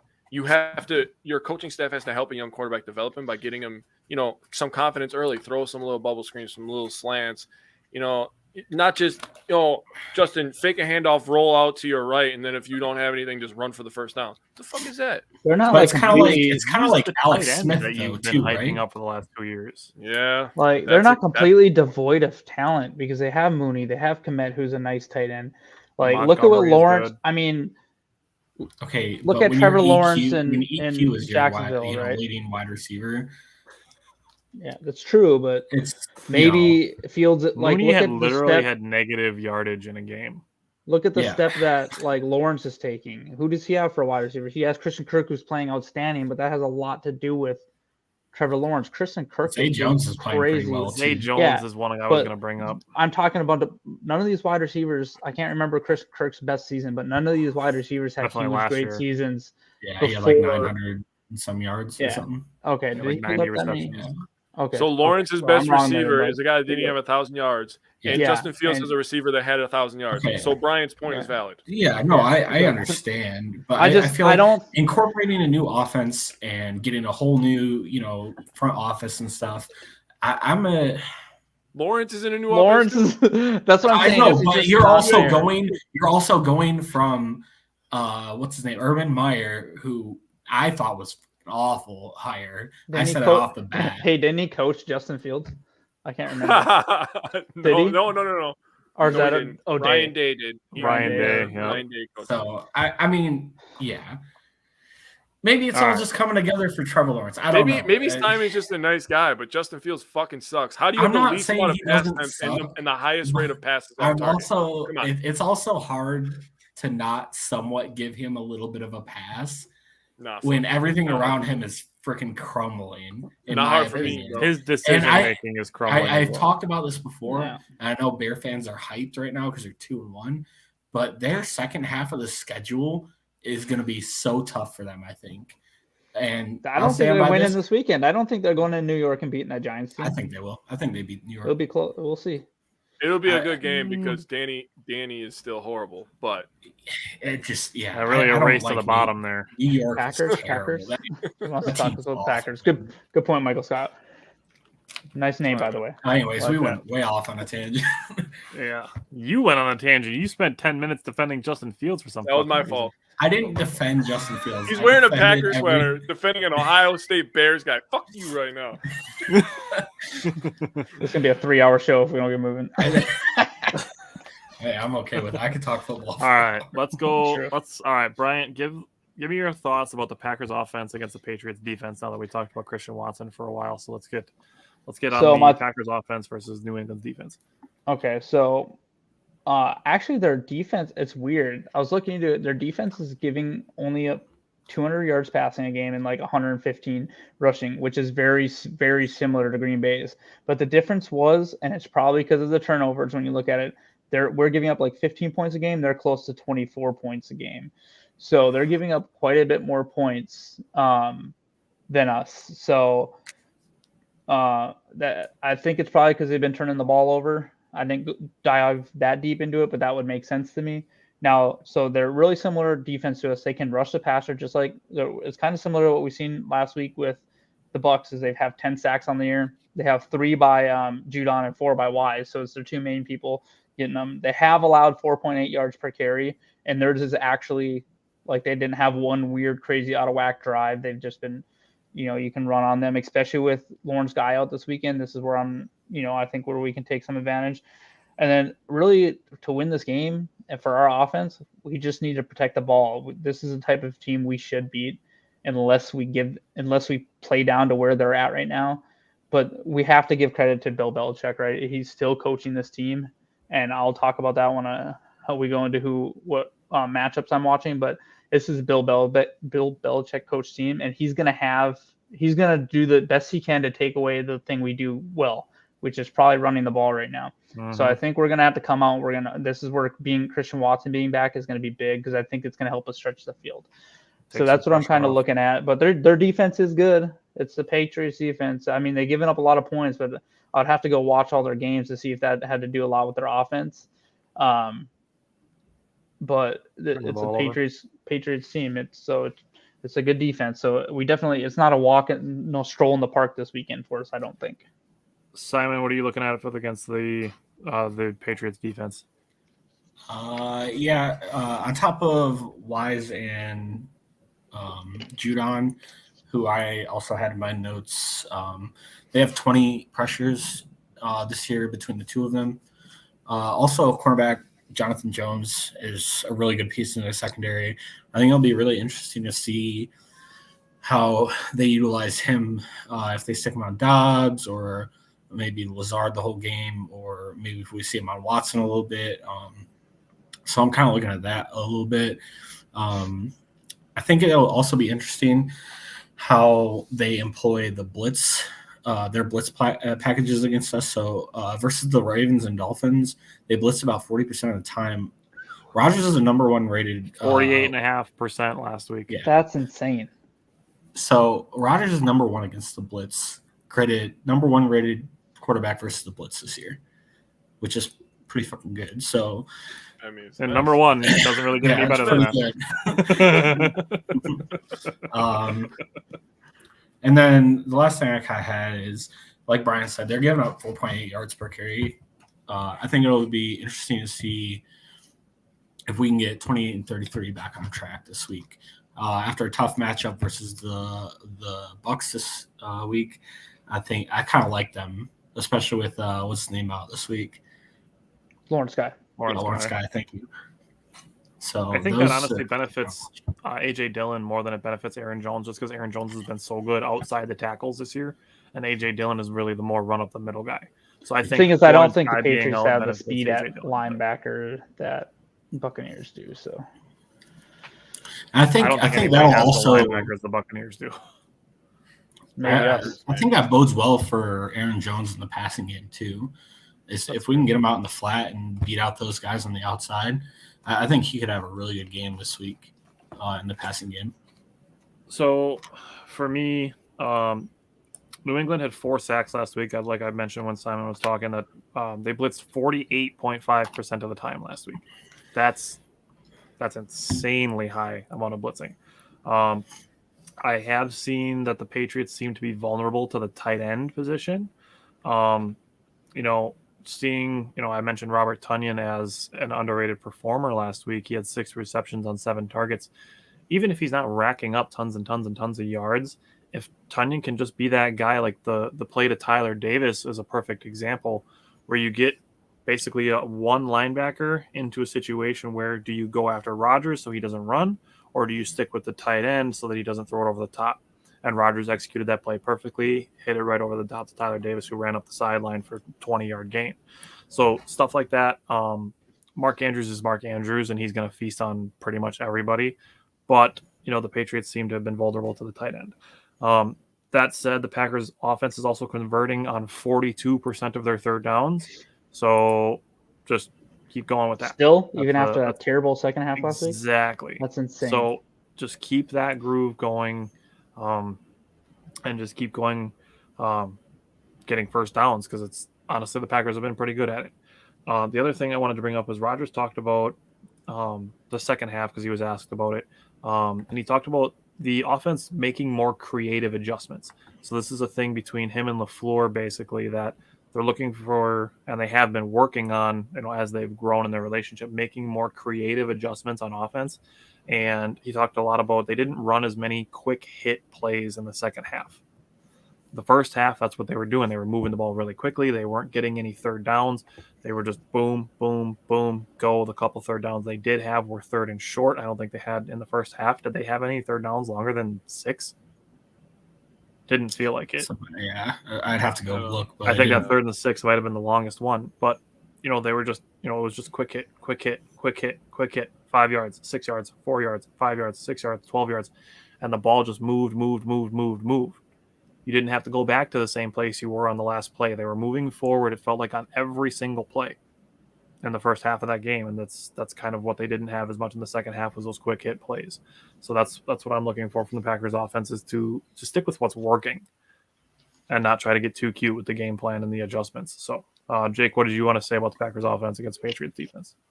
So we mentioned the time of possession against Tampa Bay, and I think this week, especially with their quarterback out, and the Patriots, really made the 2 running back, thing kind of famous, kind of popular, and they have 2 pretty good ones. Stevenson and Harris, both pretty good at moving the chains, getting 3 yards at a time.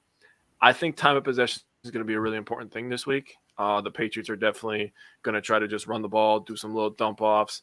I think if the Packers can lock that shit down And Rodgers, to your credit, you're talking about the quick hits. Simon also brought up 28 and 33. I think those two are going to be important. I was also going to bring up Tunyon because of the two safeties on the injury report. He can control that middle against those linebackers. It's going to be definitely harder for backups to control that. Just you guys hit on a lot of stuff. I want to pull my best. Simon, I think you guys hit on everything. No, but seriously, I think the recipe is going to be what we've been doing. Spread the ball around, run the ball inside with A.J. Dillon. I just want A.J. Dillon to break a fucking long run. I'm just waiting for it. There's going to be a gigantic dog pile, and we're going to see his gigantic, humongous 45,000-inch thighs just running down the sidelines. No I'm waiting for that. No exaggeration. That's literally accurate circumference. That was just enough radius, to fit dude. Vita Vea's name around. Very nice. Oh, that's awesome. All right, Jake, I'll let you go first then. Give me the Packers offense versus Patriots defense matchup that you're watching. My matchup I'm watching.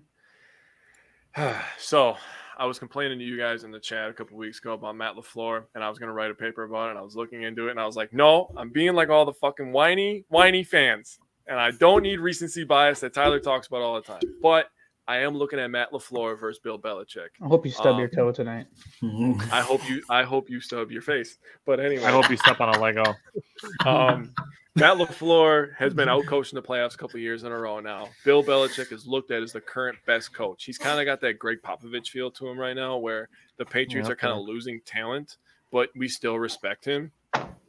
So Matt Leflore versus Bill Belichick is going to be a really, really good battle. Leflore is known as an offensive guy. Belichick's known as a defensive mastermind. So that's going to be interesting to see. Everybody complains about adjustments last week. It's like, what adjustments do you want him to make? But we will see if Leflore is put in an opportunity to make adjustments, and we'll see if he makes them. Well, yeah, the adjustment that you want to make is to get first downs and touchdowns on every play and every possession. But people were literally talking about, why don't we just run this play and run this play? I'm like, did you not just see our wide receivers literally trip over each other? Like, are you fucking kidding me? What adjustments do you want? We can't run nothing because our receivers don't know the fucking routes. If that didn't happen, that's game over. At that point, I would just swap Winfrey for Toure and just give Toure a chance. Winfrey hasn't done anything in the regular season that has stood out to me. I thought it was really well in the preseason, but didn't stand out. I thought it was Dobbs that ran his crosser too deep and hit Winfrey. Winfrey's the one that fell. Yeah, but he got. How do we know who ran the wrong route? They ran into each other, bro. Rodgers talked about it after the game. Oh, I don't care. They ran into each other. So I'll go next because Jake stole my. I'm in the same boat. This is where Leflore can prove himself a little bit because Bill Belichick's going to have a plan for him. So now I'm interested to see what Leflore's plan to counter back is and if he's willing to make those adjustments quicker, because we've already heard him say a couple times we were slow to getting to adjustments or we were slow to getting to this package of plays, and maybe they're saving them for later in the season. But I'm hoping that we still need to win these games, right? We're number 2 in the division right now. We got to remember that. So we need to keep pace with the Vikings because I think they'll probably pick up another win against the Saints this weekend. But I'm hoping Leflore. I just want to watch that chess match and see how it plays out, and kind of Rodgers versus Belichick as well. So sure. Simon, what matchup are you watching? Yeah, I got Jenkins and Bach versus Gianna Wise. I think that's going to be with Bach coming back. Getting these really good matchups against really good pass rushers and seeing how he performs. So I'm really watching them make sure they hold out and this offensive line can play at a high level versus pretty good pass rushing guys. So that's what I got. I already talked about their pass rushing ability. So for me, I'm a little surprised that nobody picked out which wide receiver is going to be followed. So, and I think it's also worth potentially mentioning that, the thing with Belichick is he takes away what you do best. So what if instead of taking away, the quote unquote number 1 wide receiver, or you see, a corner bounce around to each wide receiver at different times, what if they try to key on Aaron Jones and AJ Dillon? They're going to try to stop the run. Yeah, for sure. Because you saw the Packers score on their first 2 drives, run down the field on the 3rd drive, and then after that, nothing. So Aaron Jones finished with 12 for 36, and Dillon was 12 for 32 against the Buccaneers. I don't see why Bill Belichick doesn't try to basically just replicate that same thing. He's going to he's going to stack the box and put us in one-on-ones. And that's exactly it. So just to see who ends up with those matchups. And then I'm forgetting what his first name is. It's Jones. Is it Jonathan Jones? That's their number 1 corner. Yeah, Jonathan Jones. It is Jonathan. Okay. Who he goes with, because this is where I get into that situation where I like that the Packers don't have a de facto number 1 wide receiver, because you don't have one person that Rodgers is exclusively paying attention to. You don't have that where Rodgers is looking at Adams, then he's looking at Lazard, then he's looking back at Adams, then he's looking at MVS, then he's looking back at Adams, and then he's looking at Tunyon, and then he's looking back at Adams, and then he's looking at Aaron Jones. Don't have that. It feels like the Packers intentionally did this offseason, is to have Rodgers be able to scan the entire field and, quote unquote, trust everyone equally. So I think this could potentially be a Randall Cobb breakout game out of anybody. Don't say it. It's Randall Cobb again. All right, let's flip it over. Let's go to the Packers defense against the Patriots offense. Jake, I'll let you go first on this one. What are you looking for in that situation? I think we're going to suffocate them. And I didn't give a shit if Mac Jones played. It's going to be a long Sunday for my stepson, who is a Patriots fan, apparently. Apparently. That was before you knew him, so. He when I met him, he was like, I like the Patriots. I'm like, nah, you like Brady. I mean, you're a little kid, so I get it. And then, whenever we can watch the Patriots game, which is very rare, I'm like, oh, Aiden, you can watch the Patriots games. I'm just going to play outside. Yeah, you're not really a fan. Because when I was 9 years old, and I don't give a shit what nobody says, I was sitting down watching the game with my grandpa and my dad. I watched all the games. Bro, when I was 9, I was watching all the games. I wanted to know what college they went to. Dude, that's what I was doing. I wasn't playing with my friends. I was watching the game. Distinctly remember that. This is a real thing. But anyways, I think. Can I say something real quick just on the Mac Jones Brian Hoyer thing? Because you touched on it. I'm just gonna say it now. I don't think it makes a difference at all that Brian Hoyer is starting for. It does not change absolutely anything. Mac Jones might have less turnovers. Exactly. Well, it does not make any difference to me that Mac Jones isn't playing. The fact they don't have a real offensive coordinator, and they're 2 people acting as offensive coordinator were horrible head coaches, gives me a little bit more confidence in our defense. Belichick basically told his coordinators, like, yeah, go be head coaches. And then they suck. And they're like, okay, come on back, guys. He did it to McDaniels twice. McDaniels is failing twice. That's sad. That's because he's waiting for Josh McDaniels to come back. Didn't hire him. So glad the Packers didn't hire him. Oh, my God. I was like, no, please not Josh McDaniels. Yeah, that would have been bad. So the defense is giving up 15 points per game, which is 6th in the NFL. And they're only averaging 16.7 points per game. So I'm going to imagine they're going to be somewhere around 15 to 16 points per game. Especially coming into Lambeau, too. Yeah. That's my final point. I'll pick Simon to go first on this one. Simon, what are you thinking, buddy? So going back to the Mac Jones thing and not making a difference, here's why I don't really care. So let me find the stat. All right, so we have 45 pressures on the year through 3 games. I think that's pretty stellar. I don't know where that lands in the league, but when pressured, Mac Jones had a 38.9% completion percentage and threw 3 interceptions. Oh, like that's disgustingly bad. That's why to normal me, numbers. Just throw that dig in there. Jesus. Yeah, so that's why to me, when he said that, I was also going to kind of lean towards the same thing. Brian Hoyer might actually be better for this game than Mac Jones. I think Mac Jones would have had a long day. Linebackers, they do have a good a running back core between Ramondre Stevenson and Damien Harris. They're averaging 4.7 yards a clip, and they both do a pretty good job of catching the ball out of the backfield too. So I'm looking Well, I'm not gonna get to my match right now, but and then their receivers aren't like spectacular or anything, but Aguilar, Parker, and Myers, if he plays, they're decent. They each have at least 150 yards on the year, which is respectable, right? Each one of those guys could Parker have had a big game last week. Yeah, he had a huge game last week. Aguilar finds ways to catch balls that I don't understand. He's good in the red zone. Yeah, so they're nothing to like scoff at. Jair, like we mentioned, is questionable, and it'll be interesting to see what the Packers, if they let him play this season or this week or not. But if not, it'll be Nixon probably back in the slot where he played most of the Bucs games, or most of the Bucs game at. And they could find some success against him.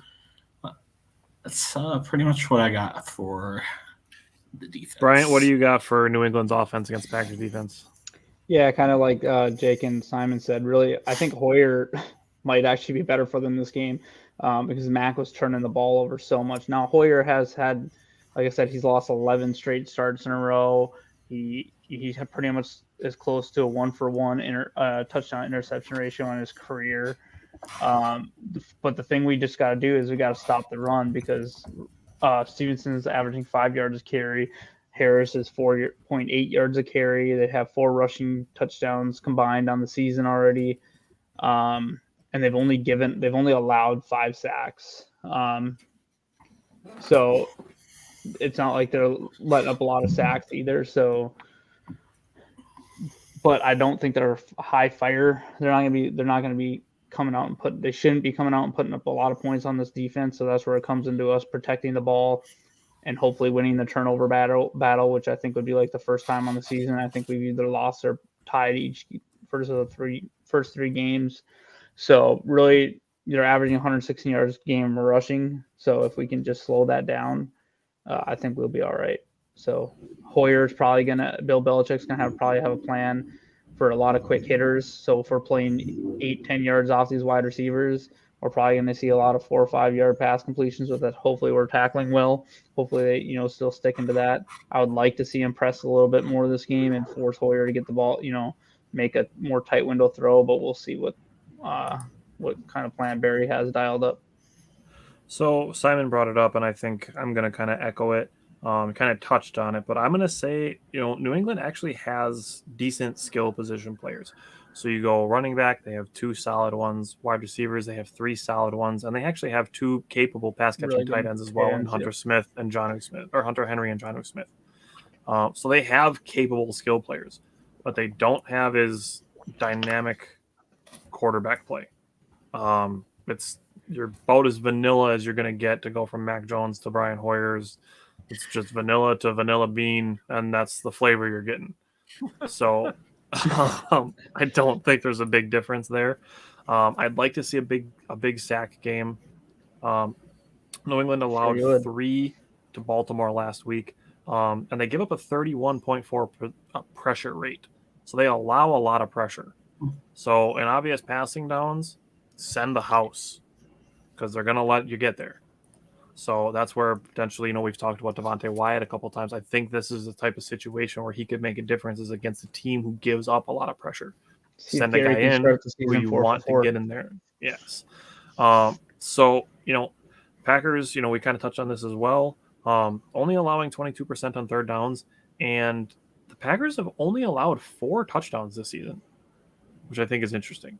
It feels like, the Minnesota game went about as poorly as it could, but they gave up 2 touchdowns in that game. They've only given up 1 touchdown in each of the last 2.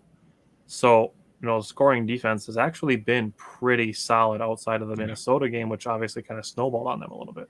Think about this. The first drive for the Bears, they scored a touchdown. They went the rest of the game without scoring. And then the Buccaneers didn't score until their last drive. So think about all that time in between touchdowns. That's incredible. There was like 35 punts in between there. It's actually pretty interesting to think, too. Minnesota had most of their points. I don't think they scored a touchdown. They didn't score in the second half. Yeah, they had 2 field goals, right? Yep. Yeah. So, that's a lot of time where Green Bay is not allowing people in the end zone. This defense is really, I think they're really shaping up to, what do you call it? Live up to expectations that a lot of people had in the preseason. Yeah, for sure. I agree. So I'm going to go first just because I went last time. My matchup that I'm watching in this game it's Devondra Campbell versus Ramondre Stevenson. Just because Ramondre Stevenson, it's been kind of a talk of when he's going to take over the lead back role. And from what I'm hearing and reading this week, it sounds like this is going to be the week where Ramondre Stevenson might be the first guy to touch the ball instead of Damian Harris. And then I'm just looking to see Devondra Campbell. And you could potentially interchange this with Quay Walker. But I'm looking at New England's running backs and if they're going to try to control the time of possession to keep the ball out of Rodgers' hands as much as possible. So I'll give Simon the second chance to go. No, he's about to steal mine. No, that's exactly what I had too. I had Campbell and Walker versus the run game. I do expect them to give Harris the ball a little bit. I know I can't remember their snap share of the last game was like 2/3 to 1/3 with Ramondre Stevenson getting the most of the snaps. So like Tyler alluded to, it seems like they're really handing over the reins to Ramondre Stevenson to really take over that role. And he's actually a pretty big dude too. Like I know Damian Harris is a pretty big guy, but Ramondre Stevenson isn't a small dude either. So if I'm not going to get too much of that. That's my matchup. I'm not going to get too much. Brian, what's your matchup? So I had Walker and Campbell versus running backs, but then I also included the tight ends because what do we see when we see a veteran quarterback, especially coming in, in a replacement role? They're going to look at those tight ends for kind of a safety blanket. Yep. So I think making sure that you're probably going to see a lot of maybe play action, quick outs to tight ends and stuff. Quick digs to tight ends. So the two linebackers, that's and this might be a game. This might be a game where we see the. I don't know that we're going to be. I almost want to say dare them to beat us deep. So maybe we see a safety creeping up into the box more often. Amos in the box, and maybe this is the day that Savage gets his first pick. Yeah, maybe this would have been the type of game where kind of like week 1, where Barnes will still healthy. You'd see a lot more 3 linebacker sets. But I have them versus the tight ends and running backs because I still think the way they could beat us is controlling the clock and controlling, not turning the ball over, controlling the clock and keeping it close and then pulling off the upset. So these linebackers need to be ready to play the run, which the defensive line will obviously help with. And then, watching those tight ends that are probably going to leak out of the backfield. Jake, what matchup are you watching? Rashawn Gary versus whatever quarterback they want to trot out there. I feel like we've gone too many games into the season already, and yes, we're only 3 games in, where Rashawn Gary hasn't had a game. I'm looking for Rashawn Gary to really break out, have 2.5 sacks, and really just wreck this game. It's crazy because he has 3 sacks on the season. So yeah, but he's going to have 2.5 in one game. Double it in one game. His ceiling is so high. I know. What I'm saying, that's what's great, is we can have those expectations for him. Like it's like, yeah, he's only had 1 sack a game. We're waiting for him to have a big game. It's like that's more than he had in his entire rookie season. Right? It's like 1 sack a game, But I'm looking for him to really control this one. Yep. All right, so Jake, I'll just let you go and give us your weather report and give us the weather report for Sunday's game. So looks like 64 degrees, sunshine and clouds mixed, east northeast, 5 to 10 miles per hour. And, because this is a 3:25 game here in Wisconsin, I did the nighttime. It's going to be 41 degrees at night, clear skies. Also east northeast winds at 5 to 10. So a little chilly, to be honest. Starting to crisp up a little bit. Yep. It's awesome. There's going to be a lot of sloppy games on the East Coast this weekend, so we're really lucky this game is in Wisconsin. There's going to be a lot of rain games because of that hurricane weather. All right, Jake, give me your X factor. My X factor is Rashawn Gary again. So I'm really looking for Rashawn Gary to have a game. This it just feels like time. Seeing the opponent, the quarterback, a home game, after a big win, it feels like the time for Rashawn Gary. Brian, who's your X factor? So a little bit of foreshadowing earlier with your talk about tight ends, but my X factor this week is Robert Tonyan, because in the last 2 games, the Patriots allowed 15 receptions, 127 yards, and 4 touchdowns to tight ends. I get it that one of them was Mark Andrews, but that's still a lot of issues covering tight ends, right? Where I'm not expecting Tonyan to go for what Mark Andrews went last week, but I do have a solid Simon Says for him. But I do think he could be X factor. Rodgers looked his way 7 times. So in those 2 games, tight ends have been targeted 24 times against the Patriots. So obviously, coaches are seeing something on tape, right? So 15 receptions on 24 targets for 127 yards and 4 touchdowns. Robert Tonyan was targeted 7 times last week, and Davis was targeted twice. So I think with their pass rush, this would be another game where Rodgers will be looking to get the ball out of his hand quickly. I mean, he's going to feel more comfortable now that Jenkins and Bakchiari will hopefully be out there for a majority of the game, but he'll still be looking for those tighter, tight end screens or something like that. So I do think this could be a little bit of a Robert Tonyan coming out party. Simon, who is your X factor? Yeah, I'm also going to double down on Devondra Campbell and Quay Walker. I think this is a game where if we get out to a fast start and take the ball out of their running backs' hands and let them control the clock, like Bryant said, then this is going to be an easy dub for us. Brian Hoyer's not a quarterback that can. It doesn't feel like he's a quarterback that can control a game for a team. So if we go down and get up 3 possessions on them and force them to throw the ball a lot, they're not going to win this game. Like it's just going to be over. So that's why I'm really looking at Devondra Campbell and Quay Walker to stop the run early and let the offense do work. So for me, I'm looking at Preston Smith. I mentioned the pressure rate that the Patriots are giving up. If this is like the 3rd consecutive game now that I felt like Preston Smith has been like a step away from a sack, like multiple times. So if there's a day where I could start to hear Preston Smith's name called a little bit more, like I felt like I haven't, I think this could be the one. So I'll go to our keys to victory. I'm going to go like Bryant really said it, getting the ball moving quickly. So that's something I'm looking forward to, like with the Patriots having a good pass rush is getting the ball moving quickly to keep the defense on their heels. Not allowing the Patriots defense to feel like they're attacking our offense, but to feel like, whoa, the Packers offense is pushing us back. So that's what I'm looking for is getting the ball moving quickly, getting the defense on their heels. So Simon, what's your key to victory? I already said it. I kind of tough and said it in my X factor, but getting off to a hot start, getting points on the board and keep the ball in Hoyer's hands. Like, yeah, I already said it. He's not a QB that can keep them in the game. So if they're behind and they're forcing him to throw, it's not going to look good, especially with the amount of pressure that we're getting on quarterbacks this year. Not going to be a good look for them. Brian, what's your key to victory? My key to victory is almost same as last week. Just stop the run and force them to throw the ball. Like I said, I don't like Simon just said. I don't think Hoyer can beat us. Like if he beats us throwing the ball, tip our cap to him. Say great game. Yep. We had a little bit of down game. Make him do it though. Don't do it like playing way off and letting him dink and dunk down the field. Make him make some plays. And then a bonus one is scoring consistently. I really want to see even scoring in the first and second half. If we get off to a fast start in the first, our first half, like Simon said, and put up like 17 points on them. I'm not saying we have to put up 17 points. I'm not even mad if we're getting field goals, but just goal exactly. consistent. I would love to see, even if it was 7-3, 10-3 or something, across the box score. I just want to see no zeros in there if possible.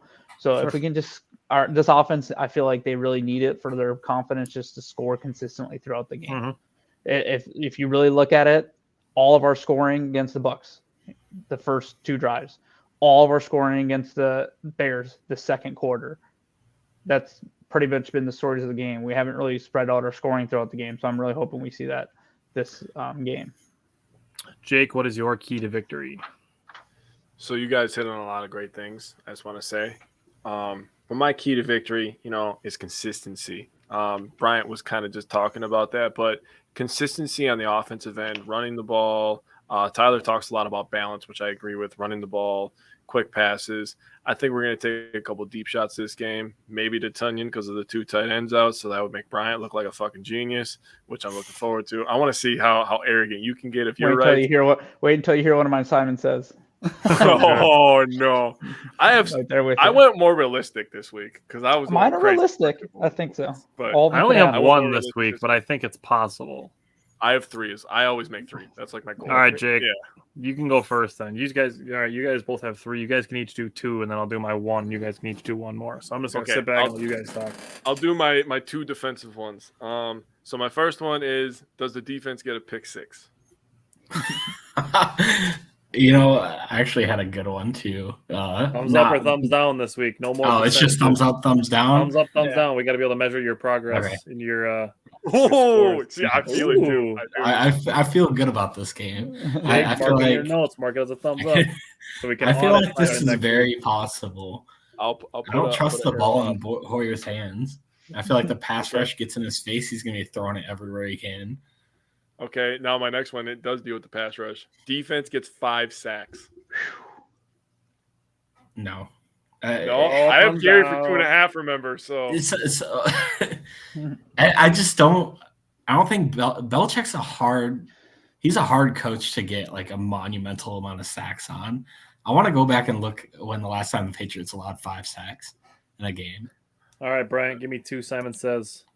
So the first one is Tunyon goes for 6 receptions, 75 yards, and 2 tutties. Damn, that's tough. If you would have said a touchdown, I probably would have said yes, but 2 touchdowns, no. Okay. I think that's a little much. Then my second one, this is the one I'm talking about, Jake. All of the Packers touchdowns have been for short plays, the long of 15 yards, which was a run. All the other ones have been 6 yards or less. The Packers have 2 touchdowns of 40-plus yards this week. Ooh, that's 2? Spicy. I like it. Yeah, that's a good one. I like it. I can see that. I feel there's minus Christian Watson coming out party. Minus Jonathan Jones. I feel like their secondary is somewhat susceptible to if we get the running game going, I think this is possible. Especially with Christian Watson coming back, I could see him having a long touch. I'm gonna give it a thumbs up. I feel like I would have said a thumbs up to 1. I don't know about 2, but I mean it's certainly been in the realm of possibility when you have to the 40-plus. No, 1 long touchdown. He's saying.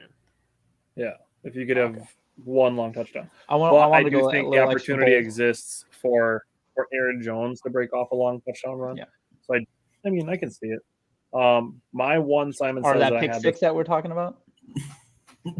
Are we counting that? Does that count? So I just said I didn't say offensive touchdowns. I said touchdowns. You did say that's why I said pick 6. Yeah. All right, that'd be a long pick 6. Yeah, that'd be sick. I'm for it. My 1, Simon Says this week is the Packers do not allow a touchdown. Damn it, that was actually gonna go along with mine too. Okay, so I'm gonna say yes because that also goes along with mine. So I'll go next because I have a defensive one next for my last one. Okay, go. The defense holds the Patriots to 200 total yards on offense. Or less.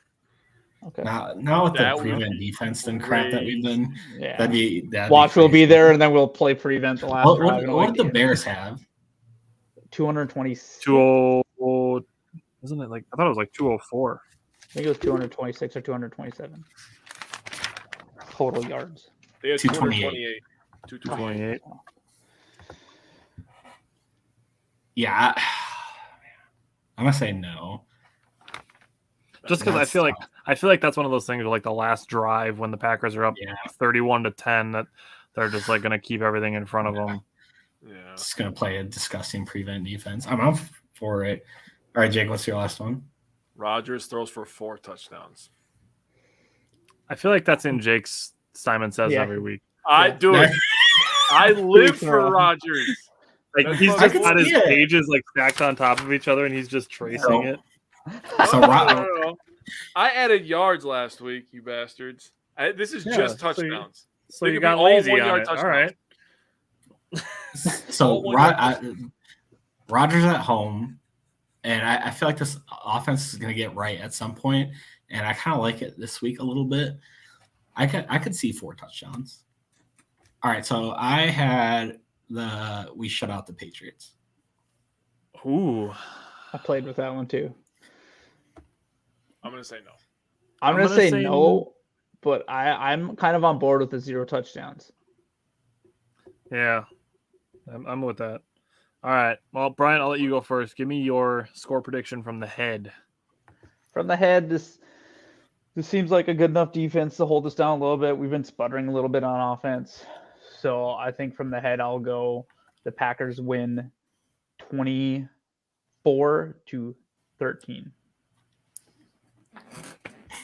Gee, I didn't even have that written down. I just pulled that out of your brain. I didn't even write my predictions down. Get out of my head. Yeah, pulled it. Yeah, pulled it. Get off my Nuggets, man. I also had 24-13 from the head. Simon, not even on the Nuggets. He's on the head. Simon, give me your score prediction from the head. From the head, I feel like the offense is getting it going a little bit more this week, a little more consistent, a little less of the miscues. I got 28-16. All right. Jake, give me your score prediction from the head, and then give me your score prediction from the heart right away. So from the head, Jones and Dillon carry the offensive load, and the defense forces a few turnovers. I have 27-17. And then from the heart, Rodgers in the passing game absolutely go berserk. They break loose, and we win 37-14. Ooh, I like that one. All right, Simon, give me your score prediction from the heart. Yeah, so I got Rodgers and the running game kind of going wild this game. I could see it at home, and if they get everything going and everyone's on the same page, I got them winning 34-10. Ooh, close. I like Brian, that one. Give me your score prediction from the heart. That was gonna be my heart one. Was 34-10, so I got hit back. I feel like we could really get going. You're so fired for plagiarism. So I feel like we could get going on offense. We could get 4 touchdowns and two field goals is definitely within the realm of possibility. And I feel like this defense is just they're nasty, and it's Brian Hoyer. As long as we hold down the run, I really don't. They might score 1 touchdown, but I think they're going to have trouble maybe on their scripted plays to start the game, and everyone will be thinking the house is burning down, and then they won't score the rest of the game, essentially. So, well, mine's pretty close to that. I went 31-10 from the heart, so I was pretty close to that. So, yeah. Well, is there anything else you guys want to throw out there going from Packers Buccaneers to Packers Patriots? 2-1, baby. It felt great. I don't care what anyone says about the win. That it was 14-12. I was going to go on a mini rant. We went into Tampa and we beat Tampa Bay in Tampa. Go ahead and complain about their wide receivers. We lost Jaw 6 snaps in. We were rotating offensive tackles, and we were missing a couple of our wide receivers that are supposed to contribute as well. So miss me with that. We went in there, and that was a huge win when it comes to playoff implications. So. Yep. Where was Rodgers' excuse when he went into Arizona last year with no wide receivers? I saw that to like 69 people on Facebook. On the fucking road. Where was Rodgers' excuse? He doesn't get him. Called out. He doesn't get an excuse because he won. Brady only needs an excuse. Brady was at home. Yep. Nobody talks about that. Brady was at home, and he was that fucked up at the end of the game. And even with their weapons, that team has not looked good all that so far this year. So yeah, no, their offense has been bad. I'm really hoping they take another loss to the Chiefs this weekend. So. Yeah, me too. I pretty much had the same thing. I think it's BS that everyone was saying, "Oh, the Packers are going to lose and Packers are going to lose," and throw in our face, and they won, and now out comes all the excuses at why the Packers won. It's just that's straight up crap. Well, and one more bit of news this week was the whole Adams thing that. I'm telling you right now, it was not Packers fans saying that, Devonte. It was stupid mainstream media that were posting all of this crap and rubbing it in the Packers fans' faces the first Every week. time somebody. So now we're like, hey, where did that graphic go that you guys were saying this? Guess what? Because now we're like, hey, you guys are saying this crap. Well, we're 2-1. We just beat what should be one of the top teams in the NFC, and the Raiders are probably not. I mean, they're 0-3. They're in dire straits. They're like, you start the season 0-3, you don't make the playoffs. If they lose to the fucking Broncos this week and Devontae has another bad game, oh, yeah, pull the cord. So I want to say that the AFC West hasn't looked that good. Nope. No. No. As a whole, Shocker, the fucking media was the one blowing them all. Oh my god! I mean, I'll be honest. I was kind of. I thought it was going to be the best division in football. If I'm being honest. They look like a struggle bus this year. Then you turn around, you look at a team. The Chargers have been decimated with injuries too. That team looks like a infirmary. Waxed by Jacksonville, and then you turn around and you look at a team like the Browns, who's if it wasn't for an absolute utter collapse against the Jets, they'd be 3-0 without their starting quarterback. So. Well, yeah, they should be without their starting quarterback the whole year, but that's a conversation for another day. 11 games. Yeah. All righty. Well, we will be back next Friday, and we will look into the top free agents the Packers have signed in the last 10 years. We'll see if we can each come up with 3, so that'll be a good discussion for next week.